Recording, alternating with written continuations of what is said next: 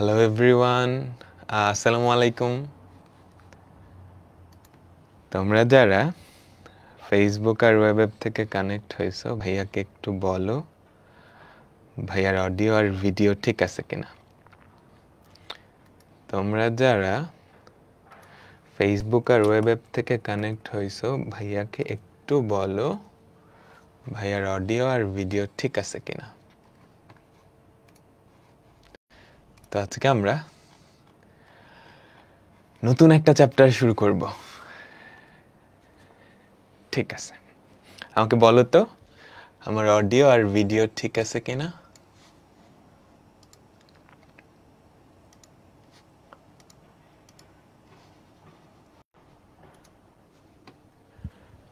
ঠিক আছে,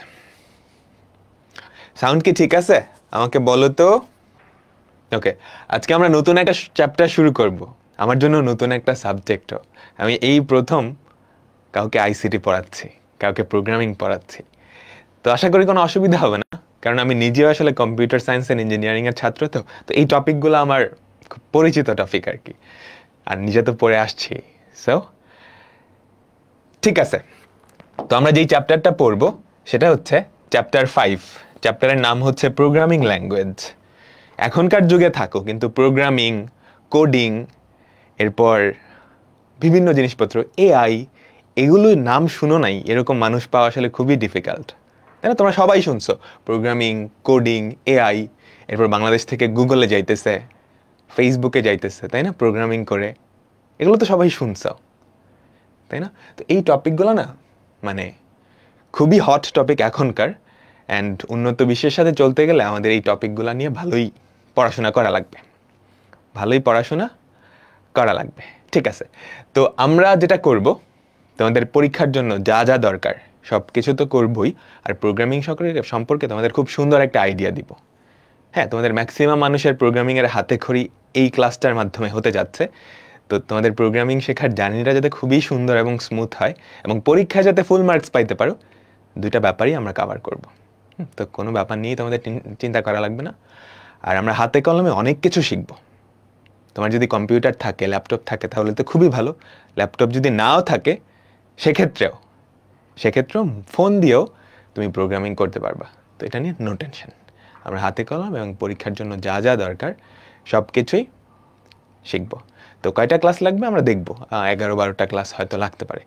তো আজকের ক্লাসটা আসলে অনেকটা গল্পের মতো হবে। আমরা প্রোগ্রামিংয়ের ইতিহাস পাতিহাস এগুলো পড়বো, যে প্রোগ্রামিং কি, প্রোগ্রামিং দিয়ে আসলে কি করা হয়, প্রোগ্রামিংয়ের উৎপত্তি কেমনে হইল, এই ব্যাপারগুলো। তো আজকে কঠিন কিছু নাই, তোমার খাতায় তুলতে হবে এমন জিনিসও খুব কম। তুমি যদি কিছু নাও তুলতে চাও, খাতায় কিচ্ছু তুলবা না, অসুবিধা নেই। ক্লাস নোটেই সব কিছু সুন্দর করে লেখা আছে। জাস্ট মনোযোগ দিয়ে গল্পটা শুনবা, কি কি পড়াচ্ছি, কেমনে প্রোগ্রামিং আসলো, এই সমস্ত কিছু নিয়ে। ঠিক আছে, মেইন জিনিস আমাদের নেক্সট ক্লাস থেকে শুরু হবে। এখান থেকে পরীক্ষায় মূলত ক নাম্বার বা এমসিকিউতে 2-3টা আসে, বুঝছ? তো শুরু করতেছি। প্রোগ্রামিং কি এটা জানার আগে আমাদের জানতে হবে প্রোগ্রাম কি। প্রোগ্রাম কি? আচ্ছা, তোমাদের সবার তো কম্পিউটার না থাকলেও ক্যালকুলেটর তো আছে। ক্যালকুলেটর আছে না সবার? তাই তো, ক্যালকুলেটর একটা জড় বস্তু। ওর নিজের কি কোনো বুদ্ধি আছে? না। আচ্ছা, এখন তুমি যদি ক্যালকুলেটরটা অন করে 2+3 এটা লেখো, 2+3 এটা যদি লেখো, তাহলে ও কিন্তু 5 দিয়ে দিচ্ছে। ওর নিজের কিন্তু কোনো বুদ্ধি নাই, কিন্তু 2 আর 3 যোগ করলে যে 5 হয়, ও কিন্তু সেটা তোমাকে বলে দিতে পারলো। শুধু 2 আর 3 যোগ করলে না, তুমি যদি ধরো 80x60 ইকুয়াল চাপ দাও, দেখো ধুম করে তোমাকে অ্যান্সার বলে দিচ্ছে। এখন ওর নিজের কোনো বুদ্ধি নাই, ও একটা জড় বস্তু। একটা জড় বস্তু না, ও চলতে পারে, নড়তে পারে না, কিন্তু ও এগুলা কিভাবে করতেছে, এগুলো তো ওর মাথা থেকে আসে নাই। এই জিনিসগুলাই যে কোন বাটন চাপ দিলে কি করবে, এটা করার জন্য ওকে ইনস্ট্রাকশন দেওয়া হয়েছে, বুঝছো? একজন মানুষ বা তোমার আমার মতোই কোনো একজন মানুষ এই ক্যালকুলেটরটাকে কিছু ইনস্ট্রাকশন দিয়ে রাখছে, যে এই বাটন আর এই বাটন যোগ করলে এটার যোগফলটা তুমি ডিসপ্লেতে শো করবা, কিংবা গুণ করলে কি করবা, সেই ইনস্ট্রাকশনগুলো ওকে দেওয়া আছে। কাহিনী বুঝছো? তো কোনো একজন মানুষ কি কি করা লাগবে, মানে ওর কি কি কাজ আছে, ওই সবগুলা কাজ ওকে ইনস্ট্রাক্ট করে রাখছে, আগে থেকেই নির্দেশ দিয়ে রাখছে। বোঝা গেল? এখন জাস্ট ওই নির্দেশনা অনুযায়ী ও কাজগুলা করতেছে, বুঝতে পারছো ব্যাপারটা? আচ্ছা, এইবার তোমরা সবাই গেম খেলছো? আমাকে বলো তো, দাবা খেলছো? কম্পিউটারের সাথে দাবা খেলছো? ওর তো নিজের বুদ্ধি থাকার কথা না? তো আমি যদি একটা চাল দেই, ও কিন্তু একটা চাল দিচ্ছে। কই দিল চালটা? এই যে ও একটা চাল দিচ্ছে, ওর তো নিজে থেকে এটা পারার কথা না, তাহলে ও চাল কেন দিচ্ছে? ওকে কেউ একজন আগে থেকে নির্দেশনা দিয়ে রাখছে যে তোমাকে যদি কোনো একটা মানুষ এই চাল দেয়, তাহলে তুমি এইটার এগেনস্টে এরকম একটা চাল দিবা। কেন? বুঝছো? তুমি একটা চাল দিয়ে দেখো, এন্ড ও একটা চাল দিচ্ছে। এটা কিন্তু ওর নিজে থেকে দেওয়া না, ওকে কেউ একজন আগে থেকে ইনস্ট্রাক্ট করে রাখছে, যেটা ওর মেমোরিতে আছে। সাপ খেলছো? ওকে বলো তো, বাটন ফোনে সাপ খেলছো, এরকম কেউ আছো? আমরা খেলতাম, তোমাদের সময়, তোমরা তো এখন বাচ্চা মানুষ, আমরা যখন ছোট ছিলাম তখন বাটন ফোনই ছিল। তো আমরা সাপ দিয়ে সাপ খেলতাম আর কি, সাপ। এখন দেখো এখানেও খেলা যায়, তা আমরা একটু খেলি। এই যে আমি এদিকে প্রেস করলে ও নিচে যাচ্ছে, এদিকে করলে বামে, এদিকে করলে উপরে, এদিকে করলে এদিকে। আর এই যে লাল যে ফ্রুটটা, সেটা খাইলে সে সাইজে বড় হচ্ছে, তাই না? দেখো, কিংবা ওয়ালের সাথে যদি বাড়ি লাগে, ও মাথা ঘুরাইতেছে। এটা কেন হচ্ছে? কেউ একজন ওকে ইনস্ট্রাকশন দিয়ে রাখছে। এই সাপের গেমটায় কেউ একজন বলে রাখছে যে তুমি লাল ফ্রুটটা খাইলে সাইজে বড় হবা, কিংবা বাড়ি খাইলে তুমি শেষ হয়ে যাবা। বুঝতে পারছো? এই যে ইনস্ট্রাকশন বা নির্দেশনা যেগুলো দিয়ে রাখছে, এই সবগুলা নির্দেশনার সমষ্টি একটা প্রোগ্রাম। এই সাপ খেলার জন্য যতগুলা ইনস্ট্রাকশন আছে, সবগুলা ইনস্ট্রাকশন কম্বাইন করলে যে জিনিসটা পাওয়া যায়, সেটাই প্রোগ্রাম। এখন দেখো তো, আমাদের যে বইয়ের সংজ্ঞা, সেটা বুঝছো কিনা? যন্ত্রের মাধ্যমে কোনো সমস্যা সমাধানের লক্ষ্যে প্রোগ্রামিং ভাষা ব্যবহার করে প্রোগ্রামারের দেওয়া ধারাবাহিক নির্দেশনার সমষ্টিকে প্রোগ্রাম বলা হয়। বুঝো, যন্ত্রের মাধ্যমে কোনো একটা সমস্যা সমাধান করব, আমি এটার মাধ্যমে কোনো একটা সমস্যা সমাধান করব, ঠিক আছে? এখন ওই সমস্যা সমাধান করার জন্য আমি ওকে কিছু ইনস্ট্রাকশন আগে থেকেই দিয়ে রাখবো। কিভাবে দিব? কোন একটা প্রোগ্রামিং ভাষার মাধ্যমে। হ্যাঁ, কে দিচ্ছে? আমি দিচ্ছি, আমি ধরো প্রোগ্রামার। ওই সবগুলা নির্দেশনার সমষ্টিকেই কি বলা হয়? প্রোগ্রাম। বোঝা গেছে প্রোগ্রামের সংজ্ঞা? বলো। আর আজকের ম্যাক্সিমাম জিনিসপত্র তুমি আধা আধা ধরতে পারলেই ইনাফ, পুরোপুরি ধরার কিছু নাই, ঠিক আছে? এই যে প্রোগ্রামিং, এগুলার উপরেই আসলে আমি 4 বছর পড়াশোনা করছি আমাদের আন্ডারগ্র্যাডে। মানুষজন 2 বছরের পরে মাস্টার্স করে, আরো 4-5 বছর পিএইচডি করে, জাস্ট এই টপিকগুলোর উপরই। সেগুলো অনেক ডেপথের টপিক। আমি তোমাদের মোটামুটি উপর থেকে একটা ধারণা দেওয়ার চেষ্টা করব, তোমাদের কলেজের জন্য যতটুকু দরকার, ঠিক আছে? ইংলিশ ডেফিনেশনটা আরেকটু সুন্দর। দেখো, a program is a set of instructions written in a programming language that a computer can execute to perform a specific task. বুঝছো? কয়েকটা ইনস্ট্রাকশনের সমষ্টি, যেটা একটা কম্পিউটার বলতে যে কোনো যন্ত্র, আমরা এখন কম্পিউটার বলতে যে কোনো যন্ত্র বোঝাবো। একটা যন্ত্র এক্সিকিউট করতে পারে কোনো একটা নির্দিষ্ট কাজ করার জন্য। নির্দিষ্ট কাজটা কি হতে পারে? ক্যালকুলেটরের ক্ষেত্রে নির্দিষ্ট কাজটা কি? কোনো কিছু ক্যালকুলেট করা। গেম খেলার ক্ষেত্রে গেমটা খেলা। বুঝছো প্রোগ্রাম কি? তো এটা নিজের ভাষায় করে মনে রাখলেই হবে, পরীক্ষায় আসলে জাস্ট নিজের ভাষায় লিখে দিবা। প্রোগ্রাম কি আমরা বুঝছি। এখন প্রোগ্রামিং ল্যাঙ্গুয়েজটা কি? নামের শেষে কি আছে? ল্যাঙ্গুয়েজ, ভাষা। তার মানে এটা একটা ভাষা। ভাষার কাজ কি? কমিউনিকেট করা, যোগাযোগ করা। এই যে বাংলা দিয়ে আমি তোমাদের সাথে যোগাযোগ করতেছি, তাই না? তাই তো। এখন বাংলা বাদে ধরো আমরা তো অন্য ভাষা দিয়েও যোগাযোগ করতে পারতাম, ধরো চাইনিজ দিয়ে যোগাযোগ করতেছি, জাপানিজ দিয়ে যোগাযোগ করতেছি, তাই না? তাই তো। তো প্রোগ্রামিংও এমন একটা ভাষা যেটা দিয়ে তুমি কম্পিউটারের সাথে যোগাযোগ করবা। বুঝছো? কম্পিউটারের সাথে যোগাযোগ করে কম্পিউটারকে ইনস্ট্রাকশন দিবা। কি ইনস্ট্রাকশন দিবা? এটা একটা ছোটখাটো কম্পিউটার, কিন্তু এটার সাথে যোগাযোগ করে তুমি কিন্তু ইনস্ট্রাকশন দিয়ে রাখছো। এই বাটন আর এই বাটন প্রেস করে ইকুয়াল চাপ দিলে কি হবে সেটা যাতে ও নিজে থেকেই বের করে ফেলতে পারে, ওই ইনস্ট্রাকশন কিন্তু তুমি আগে থেকেই দিয়ে দিছো। বুঝছো? তুমি দাও নাই, ক্যাসিও কোম্পানির যেই প্রোগ্রামার আছে যারা এটার কোড করছে ওরা দিয়ে দিছে। বুঝতে পারলাম? তো এখানে কেতাবি সংজ্ঞাটা দেখো, যে সকল সংকেত বা নিয়ম মেনে কম্পিউটারকে আদেশ বা নির্দেশ প্রদান করে কোনো কাজ করানো হয় সেটাই হচ্ছে প্রোগ্রামিং ভাষা। মানে যেই ভাষা ব্যবহার করে তুমি কম্পিউটারের সাথে যোগাযোগ করো, ওকে কোনো আদেশ বা নির্দেশ দাও, সেটাকেই বলা হয় প্রোগ্রামিং ভাষা। ঠিক আছে? আচ্ছা, তো অনেক প্রোগ্রামিং ভাষা আছে, আমরা আস্তে আস্তে দেখবো, সবকিছুই দেখবো। C, C plus plus, Java, Python, এগুলো খুবই পপুলার প্রোগ্রামিং ল্যাঙ্গুয়েজ। হ্যাঁ, তোমরা হয়তো ভবিষ্যতে শিখবাও। আমরা সি প্রোগ্রামিং এটা শিখবো, এটা এই কোর্সে শিখবো। ঠিক আছে? আচ্ছা, কম্পিউটারের সাথে আমরা যোগাযোগ করব। হ্যাঁ, কম্পিউটারের সাথে যোগাযোগ করার জন্য কম্পিউটারের ভাষা কি সেটা আমাদের আগে জানা লাগবে না? তাই তো? তুমি একটা মানুষের সাথে, তুমি ধরো কোন এক জায়গায় গেছো, কোন জায়গায় গেছো তুমি জানো না, এখন একটা মানুষের সাথে দেখা হয়েছে, ওই মানুষের সাথে তুমি কমিউনিকেট করতে চাইতেছো, যোগাযোগ করতে চাইতেছো, সেটা জানার জন্য তোমার এটা জানা লাগবে না ওই মানুষটা কোন ভাষায় কথা বলে। ওই মানুষটা যদি বাংলায় কথা বলে তাহলে তো তোমার জন্য খুবই সুবিধা, বাংলা দিয়ে কমিউনিকেট করতে পারবে। এখন উনি যদি চাইনিজে কথা বলে তখন তো তুমি আর কমিউনিকেট করতে পারবে না, তাই না? তো কম্পিউটারের সাথে যোগাযোগ করার জন্য কম্পিউটার কোন ভাষাটা বুঝে সেটা আমাদের জানতে হবে। ওকে, তো কম্পিউটার নিজে যেই ভাষাটা বোঝে সেটাকে বলা হয় মেশিন ল্যাঙ্গুয়েজ। কম্পিউটার না, কম্পিউটার বলতে যন্ত্র। আমরা এখন থেকে কম্পিউটার মানে যে কোনো যন্ত্র। ঠিক আছে? কম্পিউটার মানে যে কোনো যন্ত্র। ক্যালকুলেটর একটা কম্পিউটার, তোমাদের মাইক্রো ওভেন যেগুলো আছে ওগুলো একটা কম্পিউটার। কম্পিউটার বলতে যে কোনো যন্ত্র। তো একটা যন্ত্র কি ভাষা বোঝে? যন্ত্র আসলে বাইনারি ভাষা বোঝে।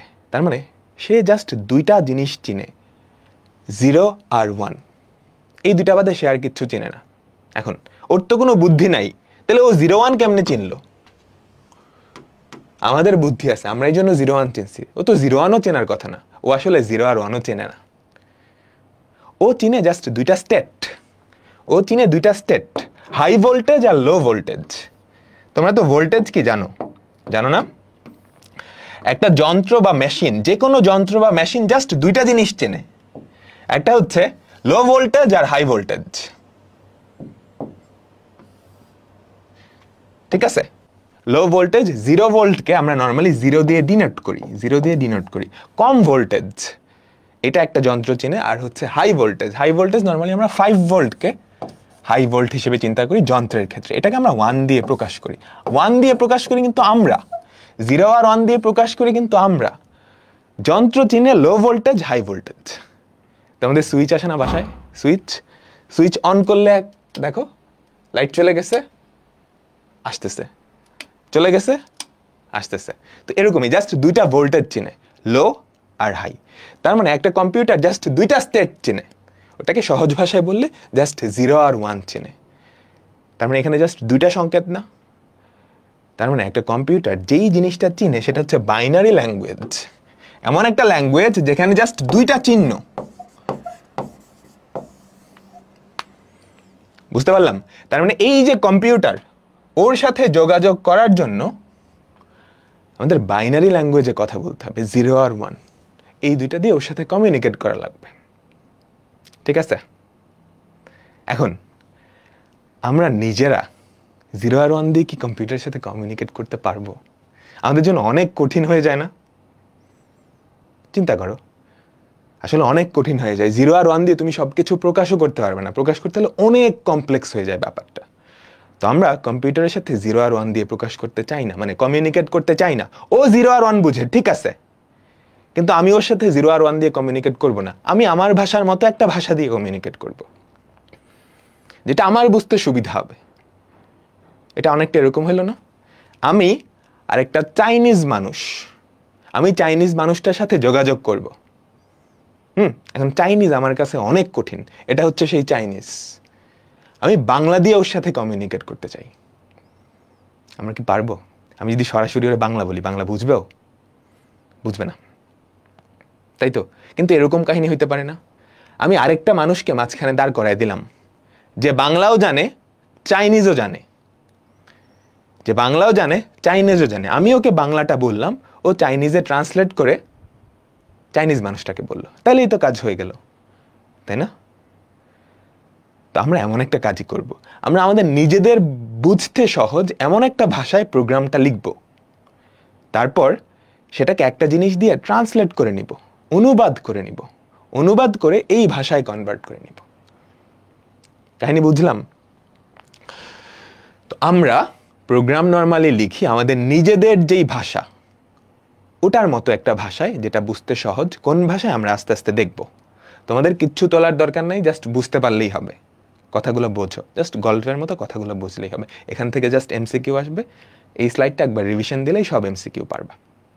আমরা নিজেদের ভাষার মতো করে একটা প্রোগ্রাম লিখলাম, এটাকে বলা হয় সোর্স ফাইল, এটাকে বলা হয় সোর্স ফাইল। এখন এই সোর্স ফাইল নিশ্চয়ই কম্পিউটার বুঝবে না, এটা আমরা বুঝি, আমাদের লেখাও সহজ, কিন্তু এটা কম্পিউটার বুঝবে না। কম্পিউটার বুঝে just low voltage, high voltage, মানে 0 আর 1। তার মানে এখন এটাকে কম্পিউটারকে বুঝাইতে হলে এই জিনিসটা কনভার্ট করে 0 আর 1-এ নিয়ে আসতে হবে না? তাই তো?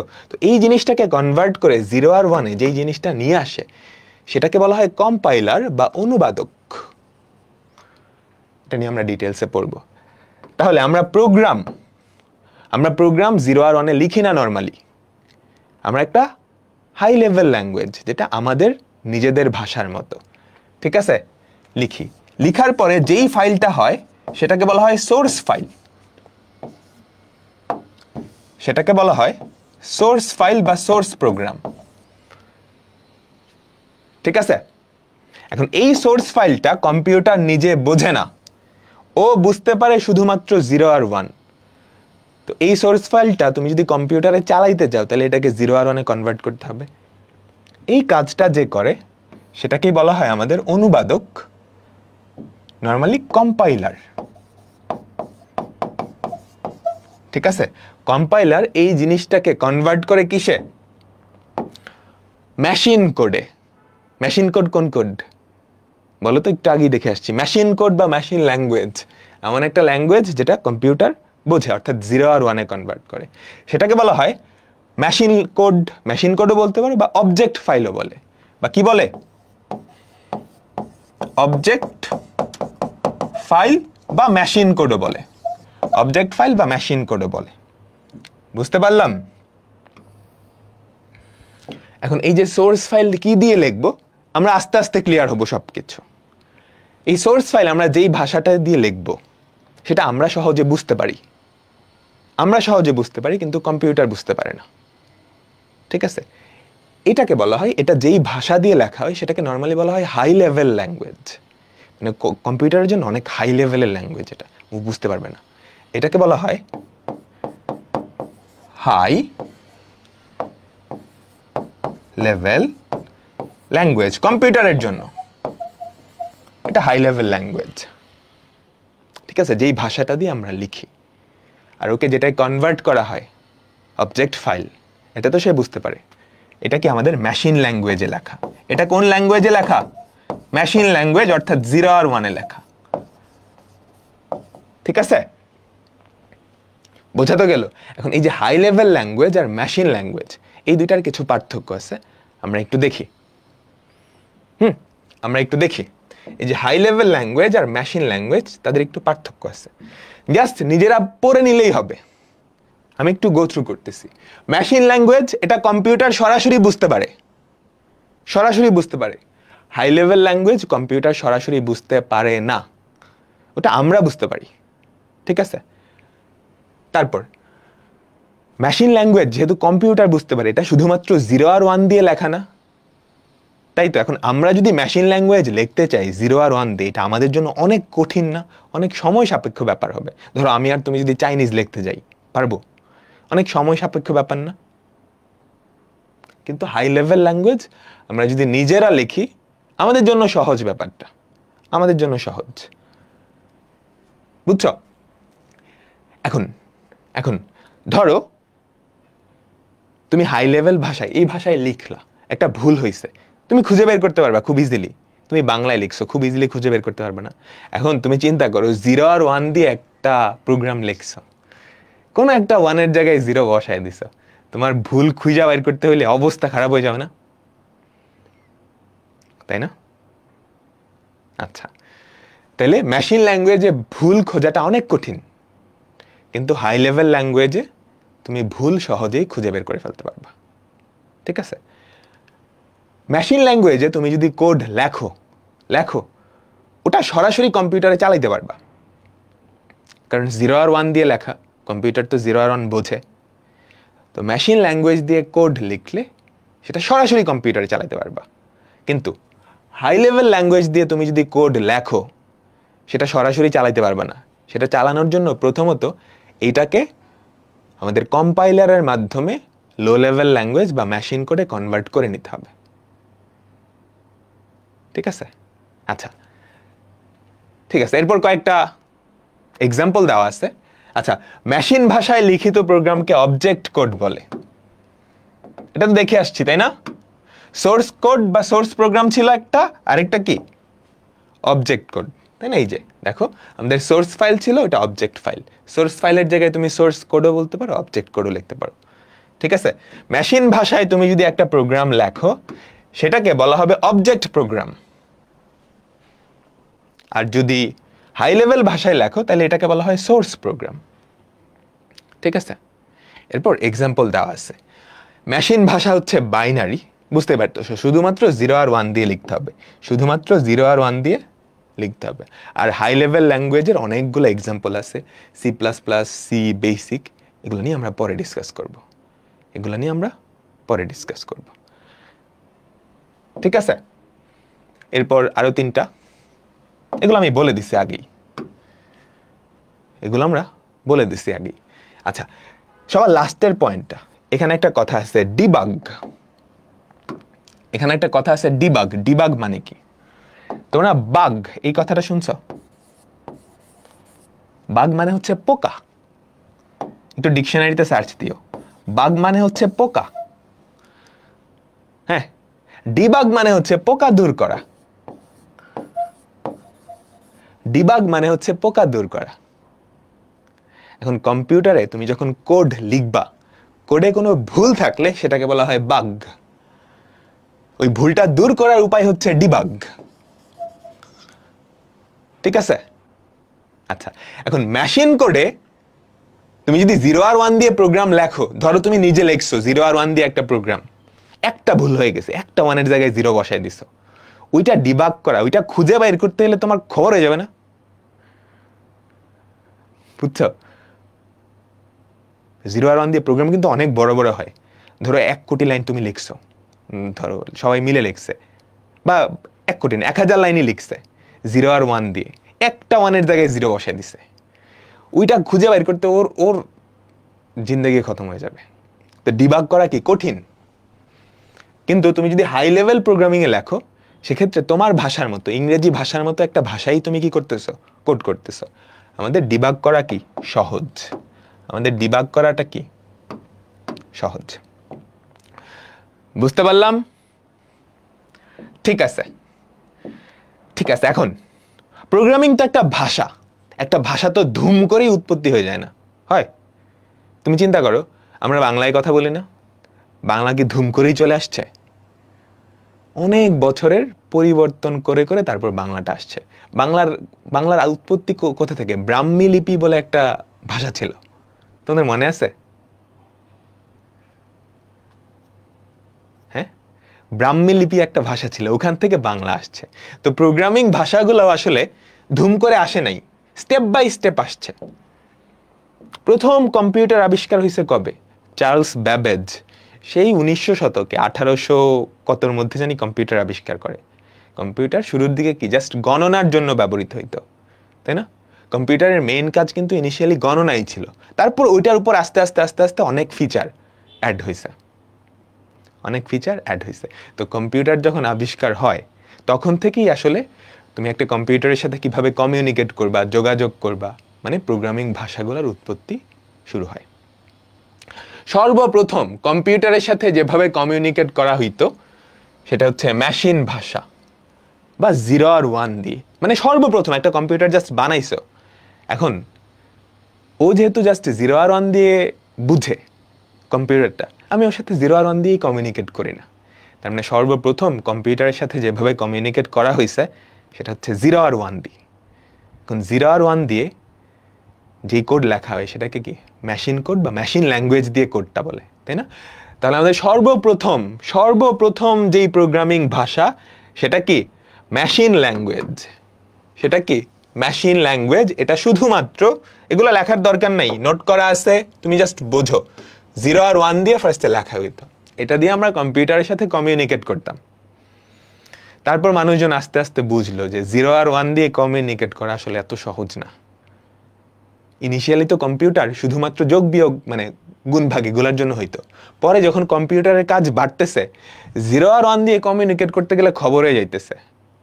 তারপর মানুষজন ওই প্রোগ্রামিং ভাষাটা আস্তে আস্তে আপগ্রেড করা শুরু করলো, যাতে করে আমাদের নিজেদের সুবিধা হয়।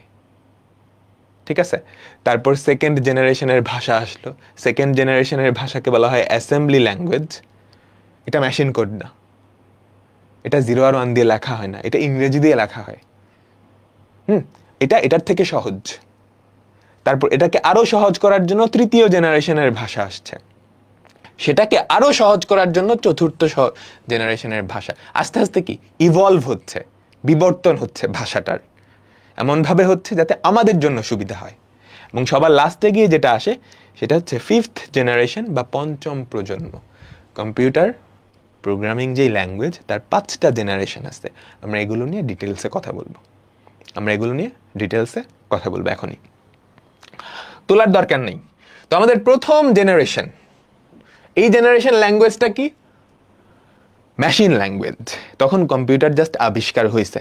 এখন কম্পিউটারের সাথে কমিউনিকেট করার জন্য আমরা জাস্ট 0 আর 1 ব্যবহার করে ওর সাথে কমিউনিকেট করব। ঠিক আছে? কম্পিউটারের মেশিনের নিজস্ব ভাষাকে মেশিন ভাষা বা নিম্ন স্তরের ভাষা বলা হয়। এটা দেখি জাস্ট 0 আর 1 এই দুইটা দিয়ে আমরা কমিউনিকেট করি। আচ্ছা, কম্পিউটারের প্রোগ্রামিং ল্যাঙ্গুয়েজ পড়তেছি, তো একটা বেসিক কম্পিউটার, একদম ফান্ডামেন্টাল, সবচেয়ে সহজ সরলতম যেই কম্পিউটার সেটার স্ট্রাকচারটা আমাদের দেখা উচিত। আমরা একটু দেখি। সবচেয়ে সহজ সিম্পলেস্ট যেই কম্পিউটার, ওই কম্পিউটারের আমরা স্ট্রাকচারটা দেখব। একটা সিম্পলেস্ট কম্পিউটার জাস্ট যোগ বিয়োগ গুণ ভাগ এগুলা করতে পারে, আর কিচ্ছু না। যোগ বিয়োগ গুণ ভাগ এগুলা করতে পারে, আর কিচ্ছু না। তো সবচেয়ে সরল কম্পিউটার কি থাকবে? আমি এখানে একটা বক্স আঁকালাম, এদিকে একটা বক্স দিলাম, এই সাইডটায় আরেকটা বক্স দিলাম। এটা আঁকাও সবাই, ঠিক আছে? এইটা হচ্ছে আমাদের কম্পিউটারের মেইন স্ট্রাকচারটা। এই কম্পিউটারে আমরা ইনপুট দিব কিছু যন্ত্রের মাধ্যমে, ওগুলোকে ইনপুট ডিভাইস বলে। তোমরা কিবোর্ড মাউস এগুলো দিয়ে ইনপুট দাও না কম্পিউটারে, কিছু ইনপুট ডিভাইস আছে। এটা হচ্ছে আমাদের মেইন কম্পিউটার। ইনপুট দিবা, কম্পিউটারে ক্যালকুলেট হবে, আউটপুটটা কি সে কিছু আউটপুট ডিভাইসে দেখাবে। তো এখানে ধরো আমাদের সেই আউটপুটটা সে যেটা শো করবে। ঠিক আছে? তুমি ইনপুট দিচ্ছ, ভেতরে ক্যালকুলেশন হচ্ছে, আউটপুট দেখাচ্ছে। তো মেইন কাজটা ভেতরে হচ্ছে। আচ্ছা, এখন তুমি যে ইনপুট দিচ্ছ ওগুলা তো ওকে স্টোর করা লাগবে, নাহলে তো ভুলে যাবে, তাই না? স্টোর করা লাগবে, মনে রাখা লাগবে। ও মনে রাখার জন্য যেই জিনিসটা ব্যবহার করে সেটাকে বলা হয় মেমোরি। তো কম্পিউটারের একটা মেমোরি থাকে। এই হচ্ছে আমাদের কম্পিউটারের মেমোরি। মেমোরি কি দিয়ে তৈরি হয় তোমরা 3rd চ্যাপ্টারে পড়ছো, দেখবো। আচ্ছা, মেমোরিতে কি যেগুলা ইনপুট দিচ্ছ ওগুলা স্টোর হয়। এইবার তুমি যে ইনপুট দিছো ওগুলা তো ক্যালকুলেশন করা লাগবে, তাই না? এই যে ক্যালকুলেটরে চাপ দিছো 2 + 3, দুটো সংখ্যা যোগ করা লাগছে। এই যে যোগের কাজটা সে কে করবে? যোগের কাজটা যে করবে ওকে বলা হয় ALU, আলু। ALU, এটাকে প্রসেসরও বলতে পারো, আলু। এটার ফুল ফর্ম হচ্ছে এই ফুল ফর্ম ভুলে গেছি, অ্যালজেব্রিক অ্যান্ড লজিক্যাল ইউনিট। এ হচ্ছে যোগ বিয়োগ গুণ ভাগের কাজটা করে, ঠিক আছে? অ্যালজেব্রিক না অ্যালগরিদমিক কিছু একটা হবে, অ্যালজেব্রিক অ্যান্ড লজিক্যাল ইউনিট। সে দুইটা সংখ্যার যোগ বিয়োগ গুণ ভাগ এই কাজকর্মগুলো করে। আর সবগুলাকে একসাথে কম্বাইন করার জন্য আরেকটা জিনিস থাকে, এটাকে বলা হয় কন্ট্রোল ইউনিট। এটাকে কি বলে? Control unit. এবার আমরা দেখি কাজগুলা কিভাবে হয়। তার আগে মেমোরি কি দিয়ে গঠিত হয়? তোমরা রেজিস্টার পড়ছো? আচ্ছা, অ্যারিথমেটিক অ্যান্ড লজিক্যাল ইউনিট, সুন্দর, আমি ভুলে গেছিলাম। এটা হচ্ছে অ্যারিথমেটিক, দেখছো সর্বনাশ, অ্যারিথমেটিক অ্যান্ড লজিক্যাল ইউনিট। এটা আমরা নিজের হাতে বানাইছি। আমরা যখন কম্পিউটার সায়েন্সে পড়ি বুয়েটে থার্ড ইয়ারে আমাদের একটা কোর্স ছিল এই কম্পিউটার আর্কিটেকচারের উপর, কম্পিউটারের ডিজাইনের উপর। আমরা এই জিনিসটা নিজের হাতে বানাইছি, রাতের পর রাত মানে জায়গা থাকা লাগছে, এই অবস্থা। আমরা হলে বসে সব মানে এক একটা গ্রুপ থাকতো, 4 জনের একটা গ্রুপ, আমরা সব গ্রুপ মেম্বার মিলে 2-3 রাত জাগনা থেকে তারপরে এটা ডিজাইন করছিলাম। এটা যেই প্যারা দিছে, অ্যারিথমেটিক অ্যান্ড লজিক্যাল ইউনিট। আচ্ছা, মেমোরি কি দিয়ে তৈরি হয়? তোমরা রেজিস্টার পড়ছো না? সবার লাস্টের ক্লাসে পড়াইছে। মেমোরি আসলে রেজিস্টার দিয়ে তৈরি। মেমোরিতে আসলে অনেকগুলা রেজিস্টার থাকে, অনেকগুলা, একটা দুইটা না, বিলিয়ন্স অফ বিলিয়ন্স কি থাকে? রেজিস্টার থাকে। তো আপাতত আমরা চিন্তা করি জাস্ট কয়েকটা রেজিস্টার আছে। আমাদের সবচেয়ে সিম্পলেস্ট তো এটা, ধরো আমরা 1920 সালে কম্পিউটার বানাইতেছি, এখানে অনেকগুলা রেজিস্টার আছে। আর ALU, arithmetic and logical unit, এখানে কি আছে? যোগ বিয়োগ গুণ করার জন্য যা লাগে, ফুল অ্যাডার থাকতে পারে, বা ফুল অ্যাডারকে মডিফাই করে। তোমরা ফুল অ্যাডার পড়ছো না? দুইটা সংখ্যা যোগ করার গুণ করারও এরকম আছে। তো ALU হচ্ছে এরকম একটা জিনিস যেখানে দুইটা সংখ্যা তুমি যোগ বিয়োগ গুণ ভাগ এগুলা করতে পারো। এই হচ্ছে আমাদের একটা সিম্পল কম্পিউটার। এটা কিভাবে কাজ করবে? তুমি ধরো দুইটা সংখ্যা যোগ করবা, 2 আর 3 যোগ করবা। তো এটা কিভাবে করবে? তুমি ইনপুটে ফার্স্টে 2 দিবা, এটা কন্ট্রোল ইউনিটের মাধ্যমে মেমোরিতে চলে যাবে, বুঝছো? মেমোরিতে গিয়ে কোনো একটা জায়গায় ধরো স্টোর হলো, 2 তো স্টোর হবে না, বাইনারিটা স্টোর হবে। তুমি ইনপুটও বাইনারি দিয়ে দিবা। এরপর তুমি কি করবা? 3টাও ইনপুট যাবে, ইনপুট গেল, ইনপুট গিয়ে সে ধরো এখানে থাকলো, মেমোরিতে স্টোর হইলো। তারপর তুমি যখনই প্লাসটা দিবা, প্লাস অপারেশনটা, তুমি 2 + 3 দিচ্ছ, ও প্লাসটা নিয়ে বুঝতে পারছো এখন এই দুইটা সংখ্যা কি করতে হবে? যোগ করতে হবে। তো কন্ট্রোল ইউনিটটা যেটা করবে, মেমোরি থেকে ওই দুইটা সংখ্যা এখান থেকে আনবে, এনে ALU-তে পাঠিয়ে দিবে। 2 আর 3 এখানে ঢুকলো, এই দুইটা সংখ্যা এবার এখানে যোগ হবে। যোগ হওয়ার পর সেটা আবার কন্ট্রোল ইউনিটের কাছে ব্যাক করবে, 3 আর 2 5, ঠিক আছে?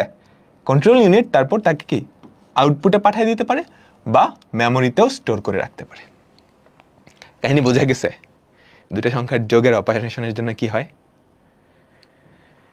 তুমি ফার্স্টে দুটা সংখ্যা ইনপুট দিবা, এই দুটা সংখ্যা কম্পিউটার তার মেমোরিতে স্টোর করবে। যখনই সে বুঝবে যে প্লাস অপারেশন হচ্ছে, ওই দুটা সংখ্যাকে নিয়ে সে ALU-তে পাঠাবে। ALU-তে পাঠালে ক্যালকুলেট হয়ে দুটার যোগফল 5, 5টা কন্ট্রোল ইউনিটের কাছে ব্যাক করবে, সে আউটপুটেও দিতে পারে বা ধরো কোনো মেমোরির কোনো জায়গায় স্টোরও করে রাখতে পারে। এটা হচ্ছে একটা কম্পিউটারের বেসিক অপারেশন। সবাই কি বুঝছো? কন্ট্রোল ইউনিট কি সেন্ট্রাল প্রসেসিং ইউনিট? এই পুরাটাকে মিলে আসলে CPU বলতে পারো, বুঝছো? এই পুরাটা সেন্ট্রাল প্রসেসিং ইউনিট, এই পুরাটা মিলে। আচ্ছা আচ্ছা, এবার এটা তো মেশিনের স্ট্রাকচার দেখা গেল। এবার আমরা এটার সাথে কমিউনিকেট করব মেশিন ল্যাঙ্গুয়েজ দিয়ে। আমাদের ফার্স্ট জেনারেশন ল্যাঙ্গুয়েজ কি? Machine language. তো এটা দিয়ে কিভাবে কমিউনিকেট করব? ধরো এটা একটা কমান্ড, একটা ইনস্ট্রাকশন, জাস্ট একটা ইনস্ট্রাকশন। কি ইনস্ট্রাকশন? দুইটা সংখ্যার যোগ করার ইনস্ট্রাকশন। লিখো না, জাস্ট দুইটা সংখ্যা যোগ করার ইনস্ট্রাকশন হচ্ছে এইটা। একটা প্রোগ্রাম কিন্তু জাস্ট এরকম একটা ইনস্ট্রাকশন দিয়ে তৈরি হয় না, এরকম কোটি কোটি ইনস্ট্রাকশন দিয়ে তৈরি হয়, লক্ষ লক্ষ ইনস্ট্রাকশন দিয়ে তৈরি হয়। এখানে আমাদের জাস্ট একটা ইনস্ট্রাকশন কি বলতেছে, এই ইনস্ট্রাকশনটা বলতেছে দুইটা সংখ্যা যোগ করা। দেখো এখানে তিনটা পার্ট আছে। প্রথম পার্টটা, এটা হচ্ছে আমাদের দ্বিতীয় পার্ট, এটা হচ্ছে আমাদের দ্বিতীয় পার্ট, আর এর পরেরটা হচ্ছে তৃতীয় পার্ট। এখন এই তিনটা পার্ট কি বোঝাচ্ছে আমি তোমাকে বলতেছি। প্রথম পার্টটা বোঝাচ্ছে একটা যোগ অপারেশন হবে, একটা যোগ অপারেশন হবে। কেমনে বোঝাচ্ছে? আমি এই যে কম্পিউটারটা, এটা এভাবেই ডিজাইন করছি, যদি পরপর অনেকগুলা শূন্য, এখানে কয়টা শূন্য, কই গেল, একটা দুইটা তিনটা চারটা পাঁচটা ছয়টা সাতটা আটটা, পরপর যদি 8টা শূন্য হয় তাহলে এটা যোগ বুঝাবে। আমি এই কম্পিউটারটা এমন ভাবেই ডিজাইন করছি, যদি পরপর 8টা শূন্য আসে এটা বোঝাবে একটা যোগ হচ্ছে, এটা যোগ হচ্ছে। ঠিক আছে? তারপরেরটা, এইটা একটা রেজিস্টারের অ্যাড্রেস বোঝায়, মানে একটা সংখ্যা বোঝায়। এটা ধরো এই রেজিস্টারকে চিনায় দিচ্ছে যে এটা এটা। এর পরেরটা, এটাও আরেকটা রেজিস্টারের অ্যাড্রেস, আরেকটা রেজিস্টারের অ্যাড্রেস, মানে ওই যে মেমোরির একটা অ্যাড্রেস, এই যে এইটা, এই অ্যাড্রেসটা, এই যে এটা, এটার অ্যাড্রেস, এটার অ্যাড্রেস। তো এই কমান্ডটা দিয়ে বুঝাইতেছে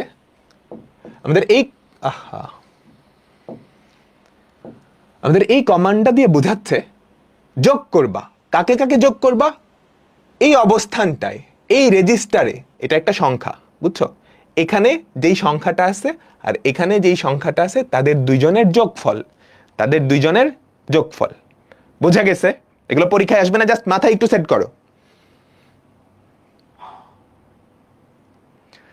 আজকে আমরা জাস্ট বেসিকটা স্টার্ট করছি, এগুলো থেকে পরীক্ষায় জাস্ট এমসিকিউ আসবে, কিন্তু কনসেপ্টটা বোঝো, জাস্ট গল্পের মতো কনসেপ্টটা বোঝো। বুঝছো তো? তো মেশিন ল্যাঙ্গুয়েজে এটা একটা ইনস্ট্রাকশন, এই ইনস্ট্রাকশনটা বোঝাচ্ছে দুইটা সংখ্যা যোগ করবে। এটা মুখস্থ রাখার কোনো দরকার নেই, লেখারও দরকার নেই, জাস্ট বোঝো। তো এটা দিয়ে ব্যাপারটা অনেক কঠিন না। যোগের জন্য এটা লিখতে হবে, এখন ধরো বিয়োগের জন্য এরকম আরেকটা কোড আছে 0000001, ধরো গুণের জন্য একটা কোড আছে, ভাগের জন্য একটা কোড আছে। তাহলে যোগ বিয়োগ গুণ ভাগের মতো সহজ অপারেশন করতে গিয়ে মেশিন ল্যাঙ্গুয়েজে আমাদের একদম অবস্থা খারাপ হয়ে যেতেছে না? আমাকে বলো, তাই তো? আচ্ছা, তাহলে মেশিন ল্যাঙ্গুয়েজ আসলে ফিজিবল না, তাই না? মেশিন ল্যাঙ্গুয়েজ ফিজিবল না, কারণ বুঝতে পারতেছে অনেক কিছু করতে হইতেছে। এবং আরো একটা কাহিনী, এই যে এইটা 00000, এইটা যে যোগ বোঝায়, এটা কেমনে হইল? আমি এই মেশিনটাকে এমন ভাবে বানাইছি, যদি ইনপুটে 8টা শূন্য হয় সেটা বোঝাবে একটা যোগ অপারেশন। তার মানে এই কোডটা মেশিনের উপরে ডিপেন্ডেন্ট হয়ে গেল না, এক এক মেশিনের জন্য এক এক রকম হবে, এক এক মেশিনের জন্য এক এক রকম হবে, তাই তো? আচ্ছা, এটা বুঝলে আমরা এখন এই যে মেশিন কোড, এই মেশিন কোডের সুবিধাটা কি সেটা একটু দেখি। মেশিন কোডটা কি বোঝা গেছে? তুমি 0 আর 1 দিয়ে কম্পিউটারের সাথে কমিউনিকেট করবা, এটা কম্পিউটার সরাসরি বুঝতে পারে। কিছু অসুবিধা আছে, অসুবিধাগুলো আমরা দেখব। আগে সুবিধাটা দেখি। সুবিধা হচ্ছে তুমি কম্পিউটারের সাথে সরাসরি যোগাযোগ করতেছো, তাই না? অন্য কিচ্ছু না। তুমি চাইনিজ ভাষা জানলে চাইনিজ মানুষটার সাথে ডিরেক্টলি কমিউনিকেট করতে পারবা। এটাও এটা মেশিন ভাষার সবচেয়ে বড় সুবিধা হচ্ছে কম্পিউটারের সাথে সরাসরি যোগাযোগ করা যায়, লেখার দরকার নেই। তারপর তুমি যেহেতু কম্পিউটারের ভাষায় লিখতেছো, তোমার কি কোনো ট্রান্সলেশন বা অনুবাদের দরকার হবে না? কোনো অনুবাদের দরকার হবে না। প্রথম দুইটা বোঝা গেছে। তারপর ধরো তুমি যদি মেশিন ভাষায় না লিখতা, তাহলে ফার্স্টে তোমাকে সেটাকে ট্রান্সলেট করতে হইতো, মানে অনুবাদ করতে হইতো, মেশিন কোডে কনভার্ট করে তারপর রান করতে হইতো। তাহলে মেমোরি অনেক বেশি লেগে যাইতো না? তোমাকে ট্রান্সলেট করার জন্য আরেকটা জিনিসের হেল্প নেওয়া লাগতো। এখানে কোনো ট্রান্সলেশন হচ্ছে না, সরাসরি রান হয়ে যাচ্ছে। তো এক্ষেত্রে কি আমাদের মেমোরিটাও কম লাগবে এবং অনেক ফাস্ট হবে, অনেক দ্রুত হবে, বুঝছো? অনেক কম্পাইলার লাগবে না। হ্যাঁ, তো মেশিন কোড এখনো ইউজ করা হয় বিভিন্ন হার্ডওয়্যারের ছোট ছোট জিনিসপত্রে, এখনো মেশিন কোড ইউজ করা হয় যেখানে অনেক ফাস্ট জিনিসপত্র করা দরকার। বুঝে গেল? আচ্ছা, তো মেশিন কোডের অসুবিধাগুলোয় আসি। সুবিধা তো কয়েকটা ছিল, কিন্তু অসুবিধা বেশি। কি কি অসুবিধা? প্রথমত, এখানে শুধু 0 আর 1 দিয়ে ব্যবহার করা হয়, শুধু 0 আর 1। তাহলে এটা যদি কেউ শিখতে যায়, পারবে?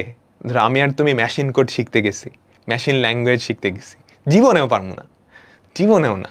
মানে এটা শেখা অনেক কঠিন, এটা শেখা অনেক কঠিন। এবং এই ভাষায় তুমি যদি প্রোগ্রাম লেখো, তুমি যদি এক্সপার্ট প্রোগ্রামার না হও, তুমি কি এটা দেখে বুঝতেছো এটা কি করতেছে? হ্যাঁ, এটা বুঝাচ্ছে যোগ, দুইটা রেজিস্টারের অ্যাড্রেস দেওয়া আছে, ওই দুইটা রেজিস্টারে যেই দুইটা সংখ্যা থাকবে তাদের যোগফলটা আমাকে বের করতে বলছে। কাহিনী বুঝছো? এটা আসলে এই যে এই স্ট্রাকচারের উপর ডিপেন্ডেন্ট। এই দুইটা রেজিস্টারের অ্যাড্রেস দেওয়া আছে ওখানে, এই দুইটা রেজিস্টারে যেই দুইটা সংখ্যা আছে 2 আর 3, তাদের যোগফল আমাকে বের করতে বলছে। তুমি কি সাধারণ মানুষ হয়ে জীবনেও বুঝবে এটা? না। তারপর এই প্রোগ্রামে তুমি যদি লেখো, ভুল হওয়ার সম্ভাবনা 100%। তুমি ভুল করবাই, একটা শূন্যর জায়গায় একটা 1 বসায় দিছো। যদি একবার ভুল হয়, তুমি চিন্তা করো, কিন্তু আমি 1 লাইন লিখছি, কম্পিউটার কোড 1 লাইনের হয় না। ফেসবুকের কোড কত লাইন একটু লিখে সার্চ দিও, গুগলে একটু সার্চ দিও, কিংবা গুগলের কোড কয় লাইন একটু লিখে সার্চ দিও। ধরো তুমি জাস্ট 2 পাতা লিখছো 0 আর 1 দিয়ে একটা প্রোগ্রাম, মনের ভুলে একটা 0 কি 1 বানাই দিছো, ওইটা খুঁজে বের করতে গেলে শেষ। ঠিক আছে? আচ্ছা, এগুলা গেল। সবচেয়ে বড় অসুবিধা, সবচেয়ে বড় অসুবিধা হচ্ছে, তুমি যদি একটা কম্পিউটারের জন্য লেখো, তাহলে সেটা ওই কম্পিউটারের জন্যই, অন্য কম্পিউটারের জন্য ব্যবহার করতে পারবা না। তুমি যদি একটা ডিভাইসের জন্য কোডটা লেখো, তাহলে ওই ডিভাইসটার জন্যই, ওই ডিভাইসটা বলতে ওই টাইপের ডিভাইস যারা আছে তাদের জন্যই, অন্য টাইপের ডিভাইসে তুমি ইউজ করতে পারবা না। কিরকম দেখাই? দেখো তো, আমাদের মেশিন কোডে প্রথম যেটা ছিল, এটা দিয়ে কি বোঝায়? যোগ করব না বিয়োগ করব? এটা কম্পিউটারটা কেমনে বুঝে? আমি কম্পিউটারটাকে এমন ভাবে বানাইছি, ডিজাইন করছি, যাতে করে এতগুলা 0 আসলে সে বুঝে যোগ। তার মানে কম্পিউটারের যে আর্কিটেকচার বা কম্পিউটারের যে গঠন, সেটার উপরে সে ডিপেন্ডেন্ট হয়ে গেল না, নির্ভর করতেছে না। তো অন্য আরেকটা কম্পিউটার যদি আমি একটু অন্যভাবে ডিজাইন করি, তাহলে ওটার জন্য কি এটা আর চালাইতে পারবা? না, না। ঠিক আছে? তাইলে এই মেশিন ল্যাঙ্গুয়েজ আসলে অনেক কঠিন, এটার অনেকগুলো অসুবিধা, যার মধ্যে সবচেয়ে বড় অসুবিধা হচ্ছে এইটা, এক কম্পিউটারে লিখলে তুমি আরেক কম্পিউটারে চালাইতে পারবে না। তো এটা যেহেতু কঠিন, মানুষজন চেষ্টা করছে এটার থেকে সহজ কিছু একটা নিয়ে আসার জন্য। কারণ এত কঠিন থেকে ধূপ করেই তো অনেক সহজ জিনিস আসবে না, ধাপে ধাপে আসবে, ধাপে ধাপে আসবে। এর পরের যেই ভাষাটা আসে, সেটাকে বলা হয় assembly language, second generation language. এটা কি আমাদের কম্পিউটারের সেকেন্ড জেনারেশন? তাইলে অবশ্যই এটা মেশিন ল্যাঙ্গুয়েজ থেকে সহজ হবে, তাই তো? মেশিন ল্যাঙ্গুয়েজ থেকে সহজ হবে, এটা আমি শিওর। তো অ্যাসেম্বলি ভাষায় যেটা করে, 0 আর 1 দিয়ে আর লেখা হয় না, ওগুলার পরিবর্তে আমরা কিছু স্পেসিফিক সংকেত ব্যবহার করি, আমরা কিছু স্পেসিফিক সংকেত ব্যবহার করি। ঠিক আছে? সংজ্ঞাটা দেওয়া আছে, বিভিন্ন সংকেত বা নেমোনিক ব্যবহার করে যে প্রোগ্রাম লেখা হয় তাকে অ্যাসেম্বলি ভাষা বলে। এটাকে সাংকেতিক ভাষাও বলে। এখন সংকেত কেমন আমি বুঝাচ্ছি, এটাকে সাংকেতিক ভাষাও বলে। ঠিক আছে? দেখো, মেশিন ল্যাঙ্গুয়েজে আমরা এরকম করছিলাম 0 0 0 0 3 4 5 6 7 8, তারপর এখানে কতগুলা 0 কতগুলা 0। এই এই এই এতগুলা 0, এটা কি বোঝাচ্ছিল? একটা যোগ। তো আমরা এতগুলা 0 না দিয়ে এটাকে অ্যাসেম্বলি ভাষায় যেটা করি, অ্যাড মানে হচ্ছে যোগ করবা। স্মল লেটার দিয়েও লেখা যায়, ক্যাপিটাল লেটার দিয়েও লেখা যায়। অ্যাসেম্বলি ভাষার মধ্যে আবার অনেকগুলা ভাষা আছে, অ্যাসেম্বলি ভাষার মধ্যে অনেকগুলা টাইপ আছে। তো স্মল দিয়েও লেখা যায়, ক্যাপিটাল দিয়েও লেখা যায়। এরপরে আমরা কি দিব? এরপরে আমরা কি দিব খেয়াল করো, মেশিন ল্যাঙ্গুয়েজে আমরা দিয়েছিলাম এই দুইটা আসলে কি, দুইটা রেজিস্টারের অ্যাড্রেস, দুইটা রেজিস্টারের ঠিকানা, তাই না?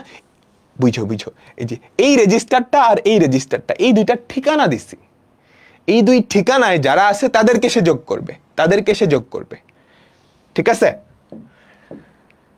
এখন এই যে রেজিস্টার গুলা না, এগুলাকে বলে রেজিস্টার। তোমরা রেজিস্টার কাউন্টার পড়ছো। এই রেজিস্টারের ঠিকানা না হয়ে এই রেজিস্টার গুলার নামও দেওয়া যায়, এটার একটা নাম আছে, এটার একটা নাম আছে, এটার একটা নাম আছে। তো অ্যাসেম্বলি ভাষায় আমরা সরাসরি অ্যাড্রেসটা না দিয়ে কি করি, ওদের নামটা দিয়ে দিই। এরকম একটা রেজিস্টারের নাম EAX, আরেকটা হচ্ছে EBX। এটা অ্যাসেম্বলি ভাষার একটা ইনস্ট্রাকশন, একটা কমান্ড। এই কমান্ডটা কি বলতেছে, EAX এই রেজিস্টারটা, এখানে একটা সংখ্যা থাকতে পারে, এই রেজিস্টারটায় আর এই রেজিস্টারটায় যেই সংখ্যা আছে তাদের যোগফল তুমি আমাকে বের করে দাও। তো এটা জাস্ট একটা ইনস্ট্রাকশন। এখন প্রোগ্রাম তো নিশ্চয়ই একটা ইনস্ট্রাকশন না, এরকম লক্ষ লক্ষ ইনস্ট্রাকশনের সমন্বয়ে কি একটা প্রোগ্রাম তৈরি হয়। তাহলে এইটা কি 0-1 ওটার চেয়ে, যে 0-0-0 এটার চেয়ে সহজ, তাই না? আমাকে বলো এটার থেকে সহজ হয়েছে? এখন সাধারণ মানুষ একটু হইলেও ধরতে পারবে,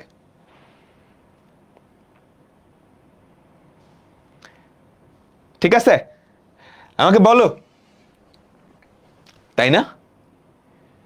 ঠিক আছে, তাইলে অ্যাসেম্বলি ভাষায় একটু সহজ হইল, 0 আর 1 দিয়ে লেখা লাগতেছে না। একটা ঝামেলা হয়ে গেছে। কি ঝামেলা বলো তো? এই যে অ্যাসেম্বলি ভাষাটা তুমি লিখতেছো, এই ভাষা কি কম্পিউটার সরাসরি বুঝবে? না। এই যে এটা কম্পিউটার সরাসরি বুঝবে? কম্পিউটার তো শুধু 0 আর 1 বুঝে। তাহলে এটা কম্পিউটার সরাসরি বুঝবে না। এটা কম্পিউটারকে বোঝানোর জন্য আমার কি করতে হবে, এটাকে মেশিন ভাষায় কনভার্ট করতে হবে। কি দিয়ে কনভার্ট করব? কম্পাইলার লাগবে। অ্যাসেম্বলি ভাষাকে কনভার্ট করার জন্য যেই জিনিসটা লাগে সেটাকে অ্যাসেম্বলার বলা হয়। সেটাকে কি বলা হয়? অ্যাসেম্বলার। অ্যাভেঞ্জার্স অ্যাসেম্বল বলে না, অ্যাসেম্বলার। বুঝছো? অ্যাসেম্বলি ভাষাকে মেশিন ভাষায় কনভার্ট করার জন্য যেই জিনিসটা ব্যবহার করা হয়, এই জিনিসটা নিজেও না একটা প্রোগ্রাম, এই জিনিসটা নিজেও না একটা কম্পিউটার প্রোগ্রাম। যে জিনিসটা ব্যবহার করা হয় সেটাকে বলা হয় অ্যাসেম্বলার। আচ্ছা, এখন একটু মনোযোগ দাও। আমাদের অ্যাসেম্বলি ভাষায় এটা একটা ইনস্ট্রাকশন না? অ্যাসেম্বলি ভাষায় প্রত্যেকটা ইনস্ট্রাকশন একটা স্ট্রাকচার থাকে। অ্যাসেম্বলি ভাষায় প্রত্যেকটা ইনস্ট্রাকশনের একটা স্ট্রাকচার থাকে। ওই স্ট্রাকচারটা এখানে দেওয়া আছে, তুইলো না, জাস্ট একটু মনোযোগ দাও। আজকে তোলার কিচ্ছু নাই, মনোযোগ দাও।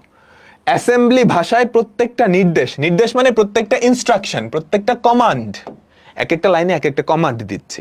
এই অনেকগুলা কমান্ডের সমন্বয়ে কি একটা প্রোগ্রাম গঠিত হয়। তো অ্যাসেম্বলি ভাষায় একটা কমান্ড, এটাতে সাধারণত 4টা পার্ট থাকতে পারে। প্রথমটা হচ্ছে লেবেল দিয়ে তারপর এখানে কোলন দিতে হয়। এই লেবেলটা কি? এটা অপশনাল। তোমরা রচনা লিখতে না, মনে আছে? রচনায় ভূমিকা, উপসংহার, এটার প্রয়োজনীয়তা, ওটার প্রয়োজনীয়তা, ওরকম নীল কালি দিয়ে কোলন দিতা না? কেন করতা? অর্গানাইজ করার জন্য, যাতে স্ট্রাকচারটা দেখতে সুন্দর লাগে।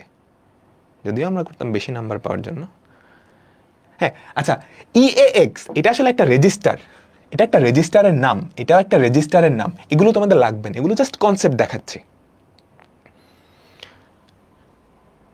একটা রেজিস্টারের নাম, ঠিক আছে? আচ্ছা, তো এই লেবেল দিয়ে আমাদের কোডটা অর্গানাইজ করব, মানে সুন্দর করে স্ট্রাকচারালি সাজানো। কোড তো এক লাইনের হবে না। তুমি যদি অ্যাসেম্বলি দিয়ে কোড করো, দেখবা 50,000 60,000 লাইনের কোড। তো ওই কোডটাকে সুন্দর করে স্ট্রাকচার করার জন্য এই লেবেল ব্যবহার করা যেতে পারে। লেবেলের অন্য একটা কাজ আছে, ওগুলো আপাতত লাগতেছে না। তো এটা অপশনাল। তারপরেরটা হচ্ছে অপকোড। অপকোডটা কি? অপকোড হচ্ছে যে অপারেশনটা হবে সেটার কোড। অপকোড যে অপারেশনটা, কি টাইপের অপারেশন হতে পারে? অনেক কিছু হতে পারে। আমরা আপাতত জাস্ট কয়েকটা দেখি। অ্যাড হতে পারে, অ্যাড মানে হচ্ছে যোগ অপারেশনটা হবে, বিয়োগ হতে পারে, বিয়োগ হলে ইয়েটা কি সাবট্রাকশন, গুণ হলে এমইউএল মাল্টিপ্লিকেশন, ভাগ হলে ডিভ। এগুলো হচ্ছে অপকোড, এগুলো দিয়ে বোঝায় কোন অপারেশনটা হচ্ছে। এরকম না আরো অনেকগুলো অপারেশন হতে পারে, ঠিক আছে। এরপর হচ্ছে অপারেন্ডস। অপারেন্ডস মানে হচ্ছে এই যে অপারেশনটা তুমি করবা কাদের উপরে করবা, এই যে অপারেশনটা তুমি করবা, যোগ অপারেশন করবা, এটা কাদের উপরে করবা, ঠিক আছে। তো এখানে একটা অপারেন্ডসও থাকতে পারে, একাধিক অপারেন্ডসও থাকতে পারে। কিছু কিছু অপারেশন আছে যেগুলো জাস্ট একটা অপারেন্ডের উপরেই হয়। অপারেন্ড হচ্ছে যার উপরে অপারেশন করবা। খেয়াল করো খেয়াল করো, এ প্লাস বি, আমি একটু লিখি জাস্ট নর্মাল গণিতের এ প্লাস বি। এখানে এইটা হচ্ছে আমাদের অপারেশনটা, এটার অপকোড কি অ্যাড, আর এই যে এ আর বি এই দুইটা হচ্ছে অপারেন্ডস, এই দুইটা হচ্ছে অপারেন্ডস আমাদের নর্মাল ম্যাথমেটিক্সে।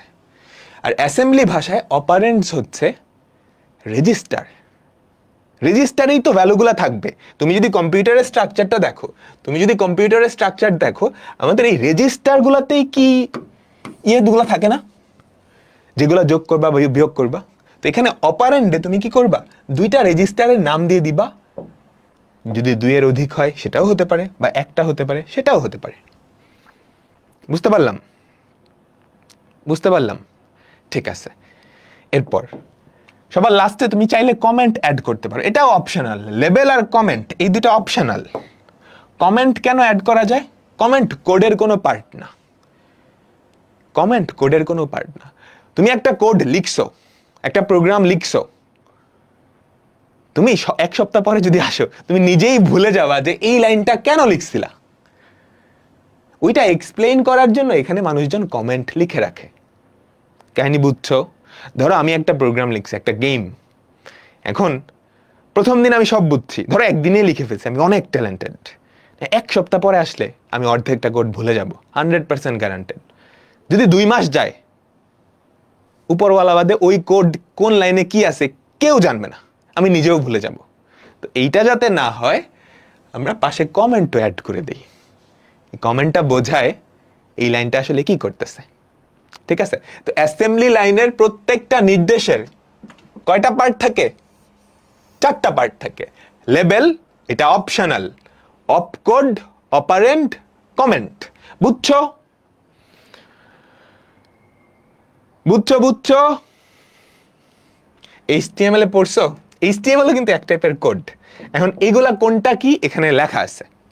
লেবেল, প্রোগ্রামের একটা নির্দিষ্ট স্থানকে চিহ্নিত করতে হলে লেবেল ব্যবহৃত হয়। এরপর এটা হচ্ছে অপকোড। অপকোড মানে হচ্ছে অপারেশন কোড, তুমি কোন অপারেশনটা চাচ্ছ, যোগ বিয়োগ নাকি গুণ ভাগ। তারপর অপারেন্ড, অপারেন্ড হচ্ছে যার উপর তুমি কাজ করতে চাও। দুটা সংখ্যার উপরে, সংখ্যা কই থাকে? রেজিস্টারে থাকে। তারপর হচ্ছে কমেন্ট, তারপর হচ্ছে কমেন্ট। আশা করি পুরা ব্যাপারটা বুঝছো, আশা করি পুরা ব্যাপারটা বুঝছো, ঠিক আছে। অ্যাসেম্বলি ভাষার সুবিধা আমরা দেখি। অ্যাসেম্বলি ভাষার সুবিধা, প্রথমত এটা সহজে বোঝা যায়। আসলে সহজে বোঝা যায় না, এটা মেশিন ভাষা থেকে সহজে বোঝা যায়। বুঝছো? এটা মেশিন ল্যাঙ্গুয়েজ থেকে সহজে বোঝা যায়, কিন্তু আসলে সহজে বোঝা যায় না, আসলে অনেক কঠিন। তোমার কাছে সহজ মনে হচ্ছে, এটা দেখে সহজ মনে হচ্ছে, এক লাইন দেখে সহজ মনে হচ্ছে। যখন 500-600 লাইন হবে, আমরা নিজেরা লিখছি, আমি বুয়েটে থাকতে লিখছি, তখন মাথার চুল একদম ছিঁড়ে যাবে, মানে একটা ভুল ধরতে খবর হয়ে যায়। বাট মেশিন ল্যাঙ্গুয়েজ থেকে সহজ, ঠিক আছে। যান্ত্রিক ভাষা থেকে তুলনামূলক সহজ, ঠিক আছে। তাহলে এই ভাষায় তুমি যদি প্রোগ্রাম লেখো, তাহলে মেশিন ভাষার থেকে কম শ্রম লাগবে, কম সময় লাগবে, তাই না? প্রোগ্রাম সহজে পরিবর্তন করা যায় মেশিন ল্যাঙ্গুয়েজ থেকে, মানে প্রথম জেনারেশন থেকে সহজে পরিবর্তন করা যায়। আমরা দেখব যত জেনারেশন বাড়তে থাকবে আস্তে আস্তে সহজ হইতে থাকবে, সবকিছুই সহজ হইতে থাকবে। ওকে, এরপরেরটা, প্রোগ্রামে যদি এরর হয় সেটা খুঁজে বের করা বা ডিবাগিং মেশিন ভাষার থেকে সহজ। আসলে সহজ না, কঠিন আছে, কিন্তু মেশিন ভাষার থেকে সহজ। বুঝছো? আগেরটা থেকে সহজ, আগেরটা থেকে সহজ। এবার আসি অসুবিধা কোথায়, এবার আসি অসুবিধা কোথায়। ঠিক আছে, দুইটা বড় বড় অসুবিধা আছে, দুইটা না আসলে একটা বড় বড় অসুবিধা, একটা বড় অসুবিধা। মেশিন ভাষার সবচেয়ে বড় অসুবিধাটা কি ছিল? মেশিন ভাষার সবচেয়ে বড় অসুবিধাটা কি ছিল? তুমি যদি একটা কম্পিউটারের জন্য লেখো, একটা যন্ত্রের জন্য লেখো, সেটা অন্য যন্ত্রে ব্যবহার করতে পারবে না। অ্যাসেম্বলি ভাষার ক্ষেত্রে এই অসুবিধাটা থেকে যায়, এই অসুবিধাটা থেকে যায়, তাই না? দেখো তো, আমরা যখন অ্যাসেম্বলি ভাষায় লিখি, লেভেল নিয়ে চিন্তা করার দরকার নেই, এটা অপশনাল, এটা জাস্ট একটা মানে একটা কোডকে তুমি চিহ্নিত করতেছো, এই পার্টটা এখান থেকে শুরু হয়েছে এরকম। এই যে অপারেন্টস, এই অপারেন্টস গুলো আসলে কারা আমাকে বলো তো? এগুলো কিন্তু সরাসরি সংখ্যা না, 2 আর 3 হ্যাঁ তুমি বসাইতে পারবে না। এগুলো হচ্ছে রেজিস্টার, ওই দুইটা সংখ্যা যেখানে আছে, ওই দুইটা সংখ্যা যেখানে আছে, ওই দুইটা রেজিস্টারের ঠিকানা, রেজিস্টারের নাম, রেজিস্টারের নাম, তাই না? খেয়াল করে যে EAX আর EBX, এটা কি? এই দুইটা কি? দুইটা রেজিস্টারের নাম, দুইটা রেজিস্টারের নাম। দুইটা রেজিস্টার কারা কারা আমাকে বলো তো? আমি যদি কম্পিউটারের স্ট্রাকচারটাই চলে যাই, এই যে এই দুইটা রেজিস্টার, এখন এটার নাম EAX দিলাম, এটার নাম EBX দিলাম, কম্পিউটারটা আমি যদি একটু চেঞ্জ করে দিই, ভেতরের স্ট্রাকচারটা চেঞ্জ করে দিলাম, আমি নাম EAX আর EBX দিলাম না, দিতেই পারি। তাইলে এই কোড তুমি যদি এই কম্পিউটারের জন্য লেখো, অন্য কম্পিউটারে কি চালাইতে পারবা? এটাই হচ্ছে সবচেয়ে বড় অসুবিধা। মেশিন ভাষায় এই অসুবিধাটা ছিল, অ্যাসেম্বলি ভাষায়ও থেকে গেছে। কারণ কি? তুমি রেজিস্টারের উপরে ডিপেন্ডেন্ট হয়ে গেছো। রেজিস্টারের উপরে ডিপেন্ডেন্ট মানে কম্পিউটারের ভিতরে কি আছে ওটা তোমার জানা লাগবে। অসুবিধাটা দেখো, এই ভাষার সবচেয়ে বড় অসুবিধা হচ্ছে তুমি এক কম্পিউটারের জন্য লিখলে সেটা অন্য কম্পিউটারে লিখতে পারবা না, মানে চালাইতে পারবে না। তার মানে এটা যন্ত্র নির্ভর ভাষা, যন্ত্র নির্ভর ভাষা। বোঝা গেছে? বলো তো। ঠিক আছে, এরপরেরটা, যেহেতু যন্ত্র নির্ভর ভাষা, তাহলে এটা রচনা করার জন্য অবশ্যই তোমার কি মেশিন সম্পর্কে ধারণা থাকা লাগবে। তুমি যেই কম্পিউটারের জন্য কোডটা লিখতেছো, ওটার রেজিস্টারগুলোর নাম কি, ওগুলা সম্পর্কে আইডিয়া থাকা লাগবে না? এন্ড থার্ড যেটা, এটা কিন্তু কম্পিউটার সরাসরি চালাইতে পারে না। এটা সরাসরি চালাইতে পারে আমাকে বলো তো? এই যে অ্যাসেম্বলি কোড যেটা তুমি লিখলা অ্যাসেম্বলি ভাষায়, সেটা কি কম্পিউটার সরাসরি চালাইতে পারে? না, এটাকে মেশিন ভাষায় কনভার্ট করে নিতে হয়। তো মেশিন ভাষায় কনভার্ট করার জন্য মেশিন কোড বা অবজেক্ট কোডও বলে, মেশিন কোড বা অবজেক্ট কোডে কনভার্ট করার জন্য তোমার কি একটা অনুবাদক দরকার হয় না? সেই অনুবাদকটা হচ্ছে অ্যাসেম্বলার, সেই অনুবাদকটা হচ্ছে অ্যাসেম্বলার, ঠিক আছে? সেই অনুবাদকটা হচ্ছে অ্যাসেম্বলার।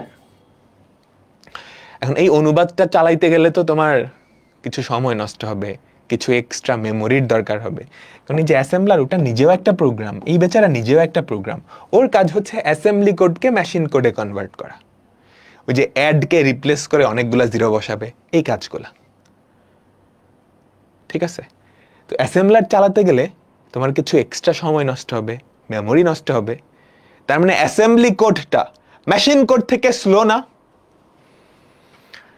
আমাকে বলো তো, অ্যাসেম্বলি কোডটা তাহলে অবশ্যই মেশিন কোড থেকে স্লো হবে, কারণ এটা তো সরাসরি যাচ্ছে না, এটা প্রথমে অনুবাদ হচ্ছে, তারপর যাচ্ছে, ঠিক আছে? অ্যাসেম্বলার এটা নিজেও একটা প্রোগ্রাম। এটা কোন ভাষায় লেখা? এটা অনেক ভাষায় লেখা যায়, এটা অনেক ভাষায় লেখা যায়। আচ্ছা, তোমরা জানো মানুষজন যে চাঁদে গেছিল, আসলে গেছিল না, এটা গুজব। আসলে গেছিল না গুজব? আচ্ছা, আমরা যতটুকু জানি ওটা নিয়েই বলি। 1969 সালে বাংলাদেশ, মানে বাংলাদেশ না সরি, মানুষ চাঁদে যায়। 1969 সালে তো বাংলাদেশ ছিল না। এখন চাঁদে গেছিল যেই নভোযান দিয়ে, অ্যাপোলো, তাই না? অ্যাপোলো 11, তোমাদের মনে আছে নিশ্চয়ই, অ্যাপোলো 11, এইটা দিয়ে মানুষ চাঁদে যায়, মানুষ চাঁদে গেছিল। এখন ওই অ্যাপোলো 11কে সহায়তা করার জন্য একটা কম্পিউটারের মতো মেশিন দেওয়া হয়, যেটাকে বলা হয় অ্যাপোলো গাইডেন্স কম্পিউটার, যেটা নাম ছিল আর কি অ্যাপোলো গাইডেন্স কম্পিউটার। এই কম্পিউটারের কাজ কি ছিল? অনেক কিছু। ধরো বাইরের টেম্পারেচার চেঞ্জ হচ্ছে, ওই টেম্পারেচার অনুযায়ী ভেতরের টেম্পারেচারকে সে সেট করে দিবে। ধরো থার্মোমিটার বাইরে লাগানো ছিল, ওইটার টেম্পারেচার সে কি মনিটর করতো, যখনই একটা সার্টেন টেম্পারেচার ক্রস করবে সে ভেতরের তাপমাত্রা ওভাবে কি রেগুলেট করতো। ঠিক আছে? তো ওই কম্পিউটারটা চালানোর জন্য একটা প্রোগ্রাম লেখা হয়। সেই প্রোগ্রামটা অ্যাসেম্বলি ভাষায় লেখা হয় 1969 সালে, কিন্তু অনেক আগে, 1969 সালে। সেখানে প্রায় 1,45,000 লাইনের মতো কোড ছিল। এবং এই প্রোগ্রামটা লেখার নেতৃত্বে যিনি ছিল, ইনি হচ্ছে এই নারী, ওনার নাম হচ্ছে ভুলে গেছি, মার্গারেট উইলিয়াম মনে হয়, মার্গারেট উইলিয়াম। বুঝছো? প্রোগ্রামিং শিখলে কি ফ্রিল্যান্সিং করে ডলার ইনকাম করা যাবে? হ্যাঁ যাবে, যদি তুমি ওই লেভেলে যাইতে পারো। ঠিক আছে? এই যে দেখছো না, ওনার দেখো সামনে অনেকগুলা বই না, আসলে উনি যে 1,45,000 লাইনের কোড লিখছিল, ওই কোডগুলো এখানে লেখা আছে এই খাতায়। দেখছো? এটা কিন্তু 1969 সালে অ্যাসেম্বলি ল্যাঙ্গুয়েজ দিয়েই কি করে ফেলছে, মানুষজন চাঁদে চলে গেছে। আচ্ছা, তো অ্যাসেম্বলি ল্যাঙ্গুয়েজের সমস্যা কোথায়? সবচেয়ে বড় অসুবিধা হচ্ছে তুমি যদি একটা কম্পিউটারের জন্য লেখো, সেটা অন্য কম্পিউটারে ব্যবহার করা যায় না। তো এই সমস্যা দূর করার জন্য আমাদের উচ্চতর ভাষা, আগের যে দুটো আছে না, এগুলাকে নর্মালি লো লেভেল ভাষা বলা হয়। ঠিক আছে? আমাদের আগের যে দুটা ভাষা ছিল, machine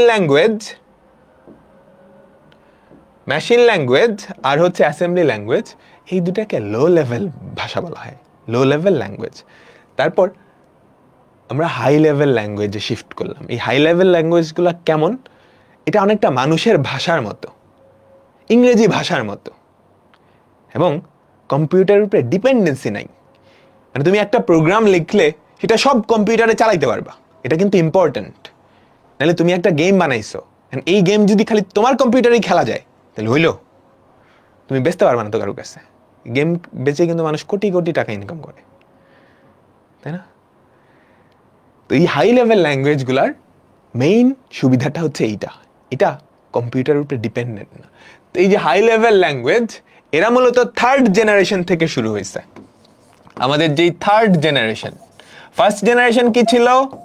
machine language, second generation assembly, third generation থেকে আমাদের এই হাই লেভেল ল্যাঙ্গুয়েজগুলো শুরু হয়। এগুলোর বৈশিষ্ট্য কি? অনেকটা ইংরেজি ভাষার মতো। এই প্রোগ্রামিং ভাষা যন্ত্র নির্ভর না, সবচেয়ে ইম্পর্টেন্ট। আমাদের অ্যাসেম্বলি আর মেশিন কোড যন্ত্রের উপরে ডিপেন্ড করতো। আমরা রেজিস্টারের নাম পর্যন্ত লিখে দিতাম বা রেজিস্টারের ঠিকানা লিখে দিতাম, তাই না? কিন্তু এখানে এগুলা লাগবে না। আচ্ছা, এটা মানুষের জন্য বোঝা খুব সহজ, আমাদের জন্য বোঝা খুব সহজ, কিন্তু কম্পিউটার বাবাজি তো আর বুঝবে না, ও তো খালি 0 আর 1 বুঝে। কিন্তু কম্পিউটার সরাসরি বুঝতে পারে না। এটা হচ্ছে আমাদের তৃতীয় প্রজন্মের ভাষা, বুঝছো? বলেই দিছি। তো কম্পিউটার যেহেতু সরাসরি বুঝতে পারে না, তার মানে ওকে বোঝানোর জন্য আমাকে কি করতে হবে?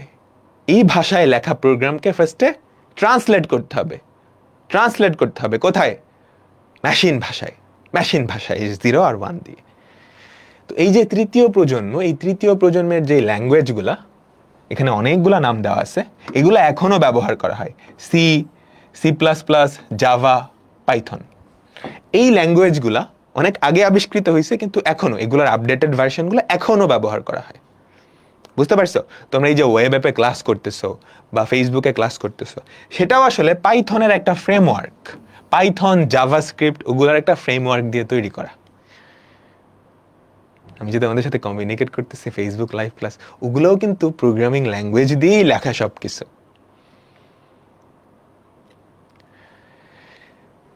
ঠিক আছে? আচ্ছা, এবার এই উচ্চতর বা থার্ড জেনারেশন, এটা হচ্ছে আমাদের থার্ড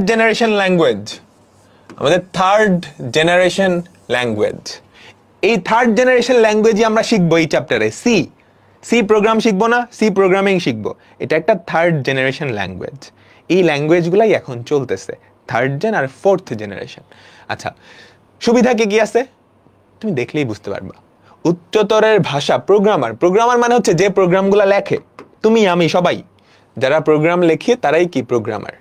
উচ্চতর ভাষাগুলো প্রোগ্রামার বান্ধব, অর্থাৎ প্রোগ্রাম মানে আমি তুমি সহজে বুঝতে পারবো, সহজে প্রোগ্রামগুলো লিখতে পারবো, ঠিক আছে।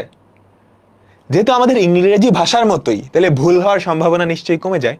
তুমি ইংরেজি দিয়ে খুব সুন্দর করে কমান্ড টমান্ড লিখতে পারবা। তারপর এই ভাষায় প্রোগ্রাম লেখার জন্য কম্পিউটারের ভেতরে স্ট্রাকচার কেমন ওইটা আমার জানার দরকার নাই, যেটা আগের দুইটাই জানার দরকার ছিল।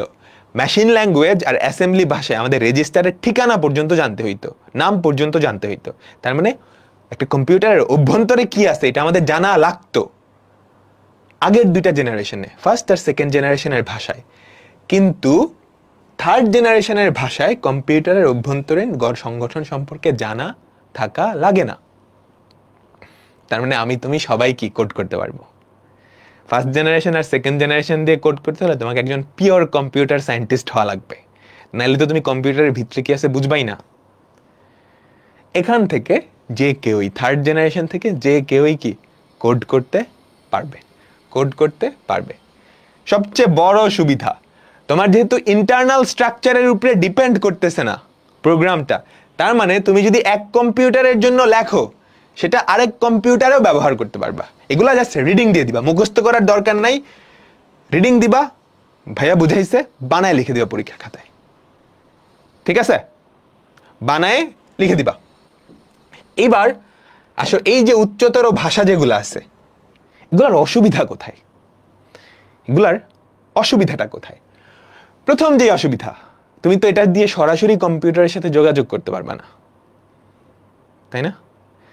তুমি একটা চাইনিজের সাথে বাংলা দিয়ে তো সরাসরি যোগাযোগ করতে পারবে না, মিডল ম্যানের থ্রুতে যাইতে হবে, তাই না? এটা হচ্ছে আমাদের প্রথম অসুবিধা। তারপর অনুবাদক প্রোগ্রামের দরকার হয়, বুঝছো? অনুবাদক প্রোগ্রামের দরকার হয়, ঠিক আছে। তুমি কম্পিউটারকে বোঝানোর জন্য একটা অনুবাদক দিয়ে তোমার যেই প্রোগ্রাম, লেখা প্রোগ্রাম, সেটাকে কি মেশিন কোডে কনভার্ট করবা, ঠিক আছে। তো এখানে আরেকটা প্রোগ্রামের দরকার হচ্ছে ওই অনুবাদক প্রোগ্রাম। তার মানে এটা কম্পিউটারে রান হইতে অবশ্যই বেশি সময় লাগবে, কারণ ফার্স্টে তো সরাসরি রান হচ্ছে না, একবার ট্রান্সলেট হচ্ছে তারপরে গিয়ে রান হচ্ছে। তার মানে এই ভাষায় লেখা প্রোগ্রামগুলো একটু স্লো হয়, ঠিক আছে। অ্যান্ড মেমোরিও বেশি লাগে, কারণ সোর্স কোড থেকে মেশিন কোড বানাবে না।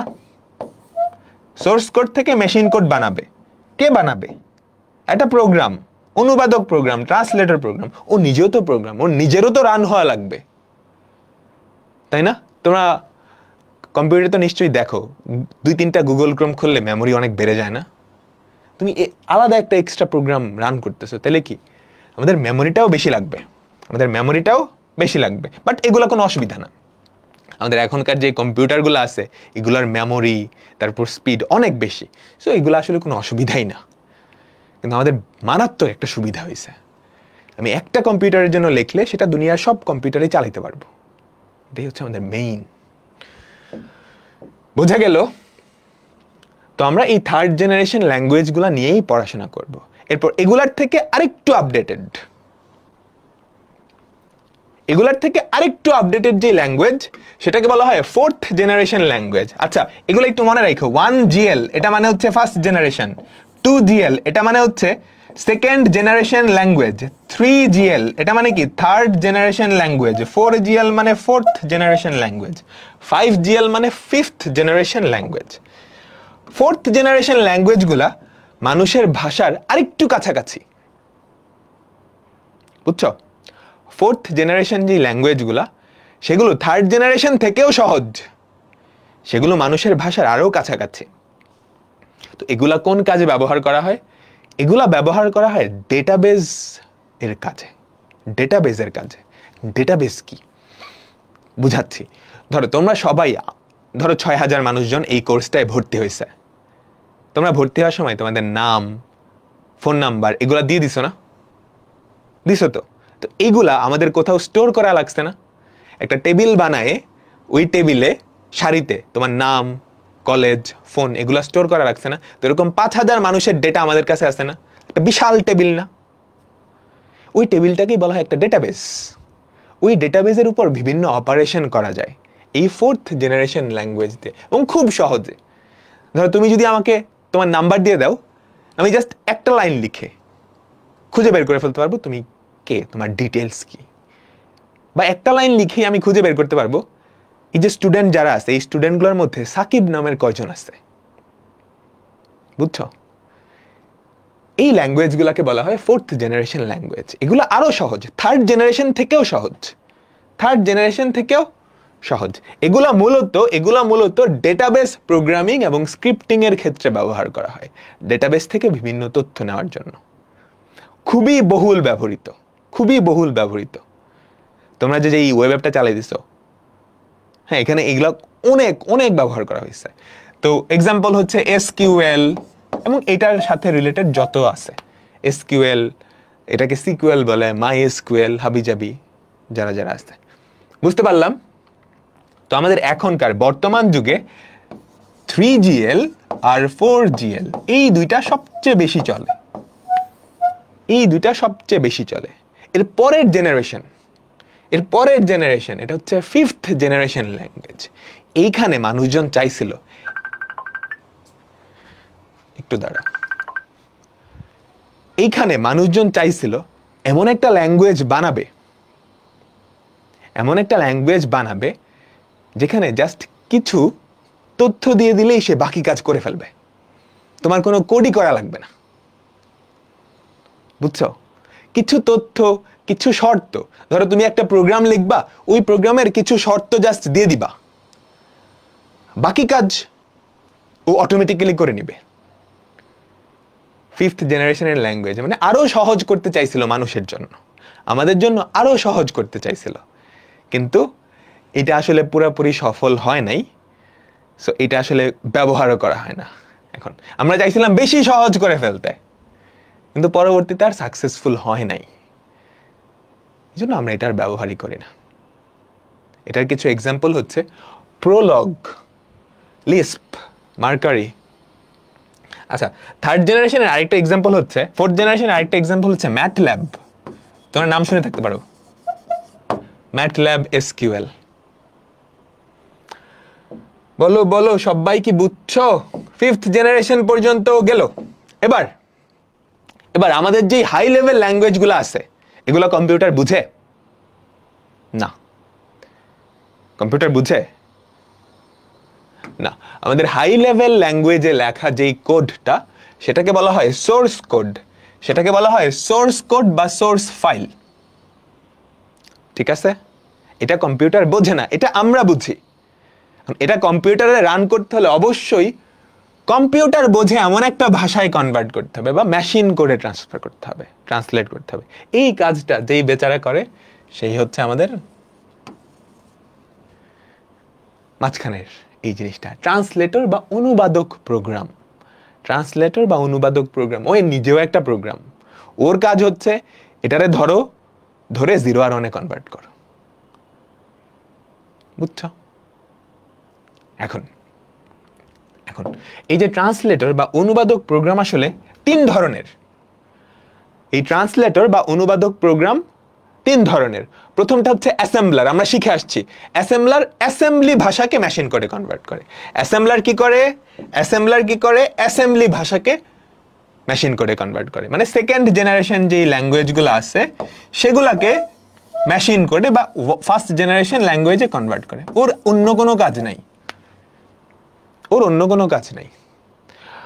কম্পাইলার আর ইন্টারপ্রেটার ওরা যেটা করে, বাকি যেই জেনারেশনগুলো আছে 3rd, 4th, 5th, মানে হাই লেভেল ল্যাঙ্গুয়েজগুলোকে মেশিন কোডে কনভার্ট করে। এই দুইটা। এখন এই দুইটার পার্থক্য কি আমরা আসতেছি। বুঝছো? এই দুইটার কাজ হাই লেভেল ল্যাঙ্গুয়েজকে মেশিন কোডে কনভার্ট করা, আর এটার কাজ কি? অ্যাসেম্বলারের কাজ কি? অ্যাসেম্বলি কোডকে মেশিন কোডে কনভার্ট করা। ঠিক আছে, তো অ্যাসেম্বলারের কাজ এখানে দেওয়া আছে, বুঝতে পারতেছি যে এটা একটা অ্যাসেম্বলি কোড। মানে অ্যাসেম্বলার কি করবে, এটার কারেসপন্ডিং যে মেশিন কোডের কমান্ডটা আছে, এটার কারেসপন্ডিং যে মেশিন কোডের কমান্ড, ধরো 1 অ্যাড এর পরিবর্তে আছে হচ্ছে 0, 8টা 0, 4 5 6 7 8 কনভার্ট করে দিবে। ex এটার পরিবর্তে একটা অ্যাড্রেস বসাবে, এটার পরিবর্তে একটা অ্যাড্রেস বসাবে। এটাই অ্যাসেম্বলারের কাজ। একটা কমান্ড করছে, একটা না, সে ধরে ধরে সবগুলাকে করে ফেলবে। বলো বুঝছো? বুঝছো, ঠিক আছে। অ্যাসেম্বলার সম্পর্কে সুন্দর করে এখানে লেখা আছে। তোমাদের বই আসলে পড়ার দরকার নেই, বই পড়তে পারো পরে, বাট স্লাইডটা একবার রিভিশন দিবা, তাহলেই হবে। এগুলা লেখার কিছু নাই, স্লাইডটা একবার রিভিশন দিবা, পুরা তথ্যটা মাথায় ঢুকে যাবে ক্যাচ করে। তো অ্যাসেম্বলার দেখা গেল। এবার আসো কম্পাইলার আর ইন্টারপ্রেটার। কম্পাইলার আর ইন্টারপ্রেটার, ধরো আমি বাংলাদেশি, তুমি চাইনিজ, কথার কথা, আমি বাংলাদেশি তুমি চাইনিজ, আমি বললে তো তুমি বুঝবা না। এই কলমটা ধরো একজন ইন্টারপ্রেটার, কলমটা না, এই বোতলটা, ও ধরো একজন ইন্টারপ্রেটার, ও চাইনিজও জানে বাংলাও জানে, ও চাইনিজও জানে বাংলাও জানে। এখন আমি কথা বলবো, ও ট্রান্সলেট করে সেটা তোমাকে দিবে। দুইভাবে করতে পারে না, একভাবে এরকম হতে পারে, আমি আমার পুরা কথা শেষ করলাম, তারপর সে পুরাটা চাইনিজে বলল, এটা একটা ওয়ে। আবার এরকম হতে পারে, আমি এক লাইন বললাম, ও ট্রান্সলেট করলো, তারপর আবার আমি এক লাইন বললাম, ও ট্রান্সলেট করলো, তারপর আবার আমি বললাম, ও ট্রান্সলেট করলো। এই দুইভাবেই তো হতে পারে, হয় আমি পুরাটা বলার পরে সে একবারে ট্রান্সলেট করে দিবে, অথবা এক লাইন পরপর, এক লাইন পরপর। এই দুইভাবেই তো হতে পারে, তাই না? যদি এরকম হয় সে পুরাটা একবারেই ট্রান্সলেট করে দিছে, পুরাটা একবারেই ট্রান্সলেট করে দিছে, সেক্ষেত্রে সেটাকে বলা হবে কম্পাইলার। আর সে যদি লাইন বাই লাইন ট্রান্সলেট করে, তাহলে সেটাকে বলে ইন্টারপ্রেটার। আমরা এক্সাম্পল দেখতেছি। তো প্রথমত কম্পাইলার, এটা একটা হাই লেভেল ল্যাঙ্গুয়েজ। কি লেখা আছে হিজিবিজি আমরা শিখবো আপাতত। এটা এই প্রোগ্রামটা কি করে জানো? তোমার স্ক্রিনে হ্যালো ওয়ার্ল্ড লেখে। হ্যাঁ, এটা সি ভাষায় লেখা একটা প্রোগ্রাম। কি লেখা আছে আজগুবি জিনিসপত্র আমরা শিখবো, কিন্তু এটা কি একটা মেশিন কোড না? এটা মেশিন কোড না, এটা হাই লেভেল কোড না। খেয়াল করো, তুমি দেখে কিন্তু অনেকটা বুঝতে পারতেছো। প্রিন্ট এফ মানে কিছু একটা প্রিন্ট করবে, হ্যালো ওয়ার্ল্ড এটা প্রিন্ট করার কথা, তারপর রিটার্ন 0, এটা আমি কিছুটা বুঝতে পারতেছি, কিন্তু মেশিন তো এটা বুঝতে পারবে না। তো এই জিনিসটাকে ট্রান্সলেট করতে হবে।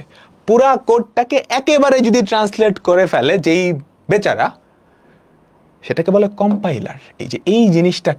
এই জিনিসটাকে কম্পাইলার কি করছে খেয়াল করো, শুধু 0 আর 1 কনভার্ট করে ফেলছে না? এটা কি আদৌ হয়? হ্যাঁ হয়। আপনি কেমনে জানেন? আমি এরকম একটা কম্পাইলার বানাইছিলাম, আমরা সবাই বানাইছি। আমরা যখন বুয়েটে 3rd ইয়ারে পড়ি, আমাদের একটা কোর্স ছিল কম্পাইলার কোর্স। ওই কোর্সে আমরা যেটা করতাম, একটা কম্পাইলার বানাইতে হইতো আর কি, যেই কম্পাইলার দিয়ে সি কোডকে মেশিন কোডে কনভার্ট করতাম। তো আমার কথা বিশ্বাস করে নাও, তাইলেই হবে। ঠিক আছে? তো কম্পাইলার কি করে? একসাথে পুরাটাকে কি করে ফেলে? অনুবাদ করে ফেলে। পুরা প্রোগ্রামটাকে অনুবাদ করছে। এবার এইটা গিয়ে কম্পিউটারে রান হবে, বুঝছো? এইটা গিয়ে কম্পিউটারে রান হবে, এইটা গিয়ে পিসিতে কি রান হবে। ঠিক আছে? আচ্ছা, তো এখানেই লেখা আছে সুন্দর করে, যে কথাগুলো বলছি এগুলাই। একটা প্রোগ্রামকে সে পুরাটা ট্রান্সলেট করে ফেলে, তারপর রান হয়। এখন কম্পাইলারের কিছু সুবিধা আছে, কিছু অসুবিধাও আছে। সুবিধাটা কি? পুরা প্রোগ্রামকে সে একবারেই কি করে ফেলে? বস্তু প্রোগ্রামে অনুবাদ করে। মানে বস্তু প্রোগ্রাম মানে হচ্ছে মেশিন কোড।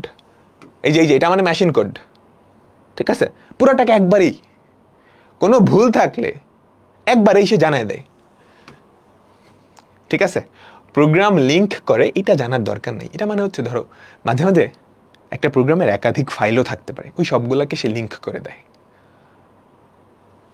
ঠিক আছে, প্রধান মেমোরিতে প্রয়োজনীয় মেমোরির ব্যবস্থা করে থাকে। কম্পাইলার নিজেও কিন্তু একটা প্রোগ্রাম, ওর চালানোর জন্য, ওর চলার জন্য তো মেমোরিতে জায়গা লাগবে, সেটা সে প্রধান মেমোরিতে করে দেয়। ঠিক আছে, এবার অসুবিধাটা কি সেটা একটু খেয়াল করো। তুমি একসাথে পুরা প্রোগ্রাম কম্পাইল করতেছো, মানে পুরাটা। এখানে তো জাস্ট 3 লাইনের ছিল, এখানে জাস্ট 3 লাইনের ছিল, মানে 4 লাইন, 1 2 3 4 5 লাইন ধরো। এখন এই কোডটা যদি 1000 লাইনের হয় বা 50,000 লাইনের হয়, পুরাটা একবারে কম্পাইল করলে সে কিন্তু সব ভুল একসাথে দিয়ে দিবে। কোথায় ভুল হয়েছে ওইটা খুঁজে বের করা কঠিন, কারণ পুরাটা একসাথে করতেছো। বুঝছো? ধাপে ধাপে ভুল শনাক্ত করা যায় না। পুরাটা একসাথে কম্পাইল করতেছো না, তো লাস্টে গিয়ে একসাথে সব ভুল ধরা পড়বে, অনেকগুলা ভুল খুঁজে বের করাও কঠিন হয়ে যাবে। বোঝা গেছে? মেমোরিতে বেশি জায়গা দরকার হয়, কারণ সে একসাথে, দেখো মেমোরিতে বেশি জায়গা দরকার হয় মানে কি, আমাদের কম্পাইলারটা কি করতেছে বলো তো? পুরা মেশিন কোডটাকে, মানে পুরা অবজেক্ট কোডটাকে, এই পুরাটাকে একসাথে নিচ্ছে, এইটাকে বের করতেছে। এটা কিন্তু অনেক বড় হয় মাঝে মাঝে। এখানে তো 4 লাইন, যদি 50,000 লাইন হয় তাহলে এটা অনেক বড় না? মেমোরিতে বেশি জায়গা লাগবে না? মেমোরিতে বেশি জায়গা লাগবে তো, বুঝছো? মেমোরিতে বেশি জায়গার প্রয়োজন হয়, এটা হচ্ছে অসুবিধা। কম্পাইলারের ব্যাপারটা বোঝা গেছে? হ্যাঁ, সুবিধাটা কি, এটা তাড়াতাড়ি হয়, মানে একসাথে পুরাটা হয়ে যাচ্ছে, এটাই সবচেয়ে বড় সুবিধা। একসাথে পুরাটা কম্পাইল হয়ে যাচ্ছে, পুরা কোডটা, তারপরে গিয়ে কম্পিউটারে রান হবে। আগে ট্রান্সলেট হয়েছে, তারপরে গিয়ে রান হবে। অসুবিধাটা কি, একসাথে যেহেতু পুরাটা কম্পাইল হইতেছে, একসাথে সব ভুল আসলে না ঝামেলা হয়, আর মেমোরিতে একটু বেশি জায়গা লাগে। এবার চলে আসো ইন্টারপ্রেটার। ইন্টারপ্রেটার যেটা করবে, পাইথন ইন্টারপ্রেটার দিয়ে চলে, সি কম্পাইলার দিয়ে চলে। পাইথন ভাষাটার নাম শুনছো নিশ্চয়ই, পাইথনের ইন্টারপ্রেটার দিয়ে চলে। তো ইন্টারপ্রেটার যেটা করে, ও এক লাইন ইন্টারপ্রেট করবে। এই যে দেখো, ও প্রথমত এই লাইনটা ইন্টারপ্রেট করবে, মানে এটাকে মেশিন করে নিবে, এইটাকে মেশিন করে নিবে, এটাকে তারপর রান করে ফেলবে, কম্পিউটারে রান করে ফেলবে, যেটা কিন্তু কম্পাইলার করতো না। কম্পাইল পুরাটাকে মেশিন করে নিয়ে তারপর রান করতো। তারপর কি করবে, পরের লাইন, এর পরের লাইন সে মেশিন করে নিবে, রান করে ফেলবে। তারপরের লাইনও সেম কাহিনী। বুঝছো? তার মানে সে লাইন বাই লাইন মেশিন করে নিচ্ছে এবং রান করে ফেলতেছে, মেশিন করে নিচ্ছে এবং রান করে ফেলতেছে। পুরাটা একসাথে সে মেশিন করে নিচ্ছে না। বুঝছো? এইবার বলো তাহলে ইন্টারপ্রেটারের সুবিধাটা কি? ইন্টারপ্রেটার কি আছে এখানে লেখা আছে, পড়ে নিও। আমি যেটা বলছি ওটাই এরা একটু তেল মশলা মিশায় লেখছে আর কি। ঠিক আছে, ইন্টারপ্রেটারের সুবিধাটা কি? এক লাইন করে কাজ করে, মানে এক লাইন করে কাজ করে। আচ্ছা, আরেকটা জিনিস একটু দেখাই। ধরো সে 2 লাইন রান করছে, এখানে এসে একটা ভুল পাইছে, সে এখানেই থেমে যাবে এবং বলবে এখানে একটা ভুল। বুঝছো? অনেক টাইপের ভুল হতে পারে, আমরা দেখবো। ধরো তুমি কি করছো, a = দিলা 10, b = দিলা 0, তারপর ধরো c = a/b, নিচে ধরো হাবিজাবি অনেক লাইন লিখছো। ইন্টারপ্রেটার যেটা করে, ও এখানে এসে দেখে ভুল, সে আর পরের লাইনগুলো এক্সিকিউটই করে না। ভুল কি, এই যে 0 দিয়ে ভাগ করতেছো, সে আর পরের লাইনগুলো এক্সিকিউটই করে না, সে এখানে এসেই থেমে যায় এবং বলে এখানে একটা ভুল করছো।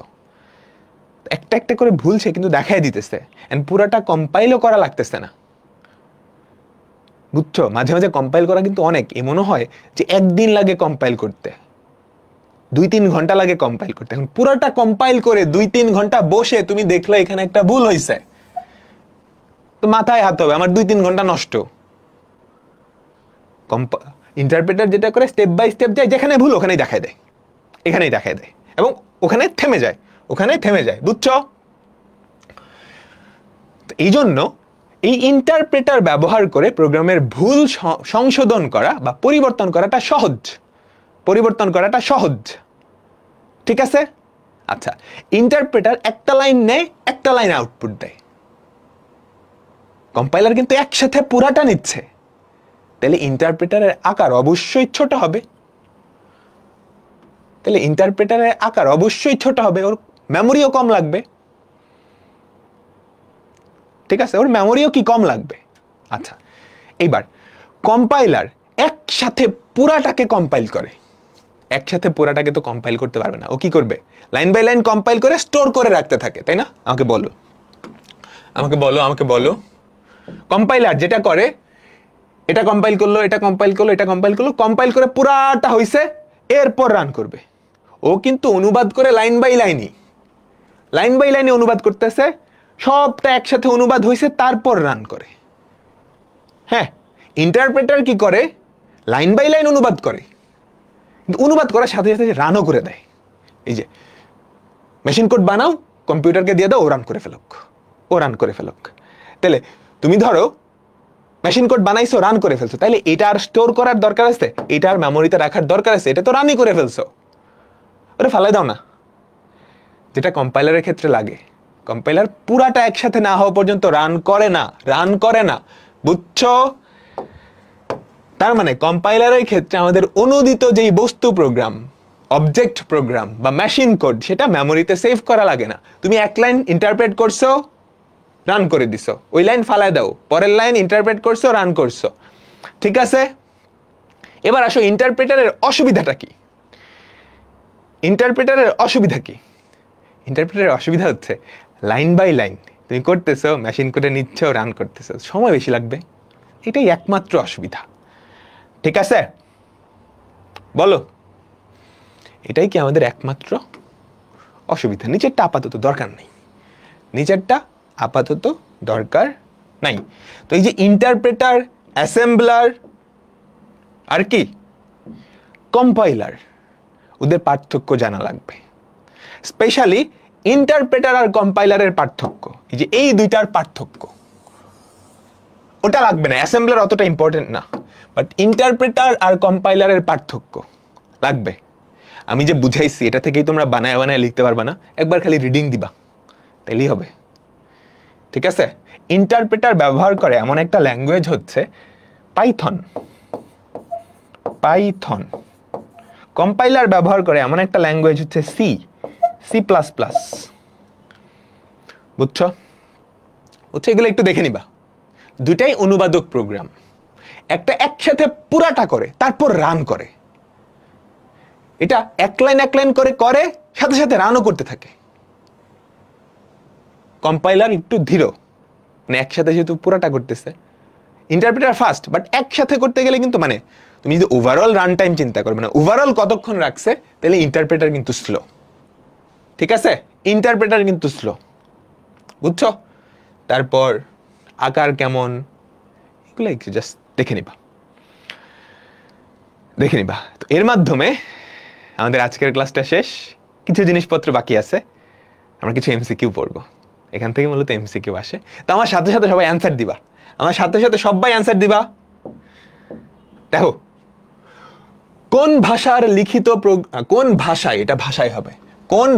লিখিত প্রোগ্রামের জন্য অনুবাদকের প্রয়োজন হয় না। অনুবাদক মানে কি?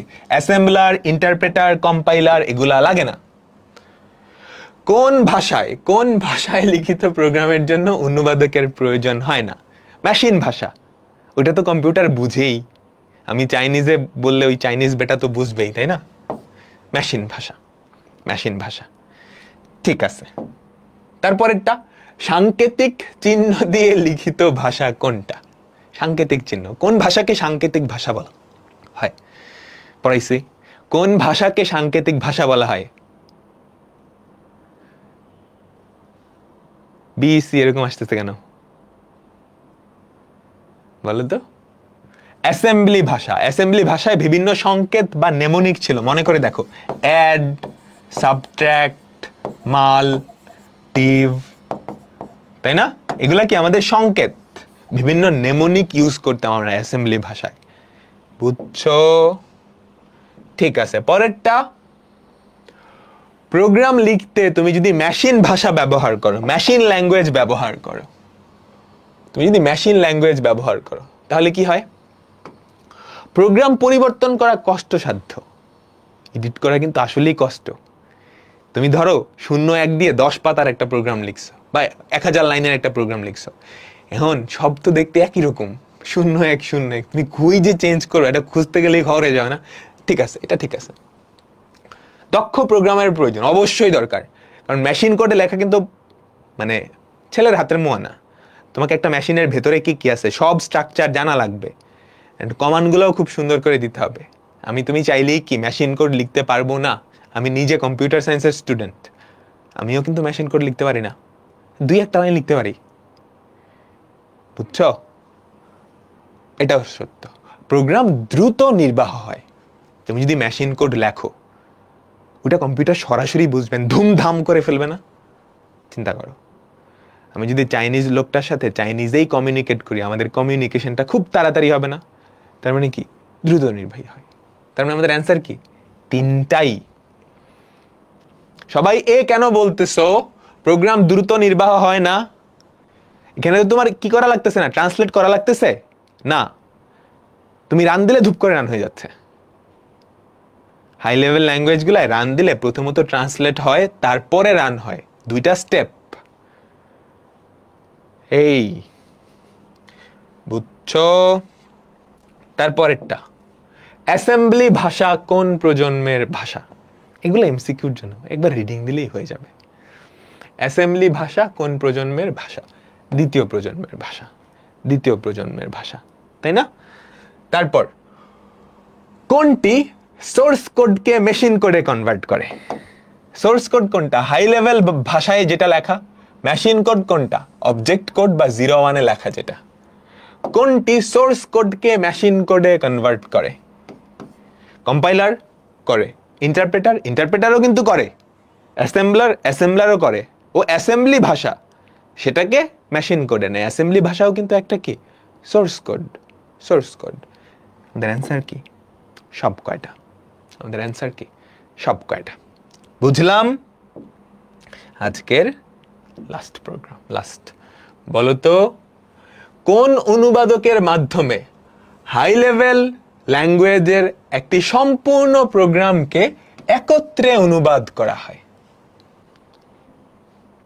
কোন অনুবাদকের সাহায্যে হাই লেভেল ল্যাঙ্গুয়েজ, বুঝো অ্যাসেম্বলি কিন্তু হাই লেভেল না, এই অ্যাসেম্বলি কিন্তু হাই লেভেল না, এই হাই লেভেল মধ্যে কিন্তু অ্যাসেম্বলি নাই, assembly second gen. High level ভাষা শুরু হয়েছে 3rd জেনারেশন থেকে। 3rd জেনারেশন কি হাই লেভেল বলে, বুঝছো? 4th জেনারেশনকে বলে আলট্রা হাই লেভেল, আর 5th জেনারেশনকে বলে মানুষের ভাষার মতো, ন্যাচারাল ল্যাঙ্গুয়েজ যেটার মতো। তাহলে কোনটা? কম্পাইলার। কম্পাইলার, ঠিক আছে? তো এর মাধ্যমে আমাদের আজকের ক্লাসটা শেষ। একটু বোরিং টপিক ছিল, তারপরেও আশা করি তোমরা গল্পের মতো করে সব কিছু বুঝছো। তো এখান থেকে খুব বেশি প্রশ্ন আসে না। নেক্সট ক্লাস আর 2-3 ক্লাস, এর পরের ক্লাস থেকে আশা করি ইন্টারেস্টিং হওয়া শুরু করবে। আমরা যখন প্রোগ্রামিং শুরু করব তখন ব্যাপারটা আরও বেশি ইন্টারেস্টিং হবে। তো আমরা হয়তো আর 2টা ক্লাস পরেই প্রোগ্রামিং, 4 নাম্বার ক্লাস থেকে আমরা ইনশাল্লাহ প্রোগ্রামিং শুরু করব। তো দেখা হবে। আমি স্লাইডটা এখনই দিয়ে দিচ্ছি, একটা রিভিশন দিয়ে দিও এখনই, ঠিক আছে? একটা রিভিশন দিয়ে দিও। আল্লাহ হাফেজ।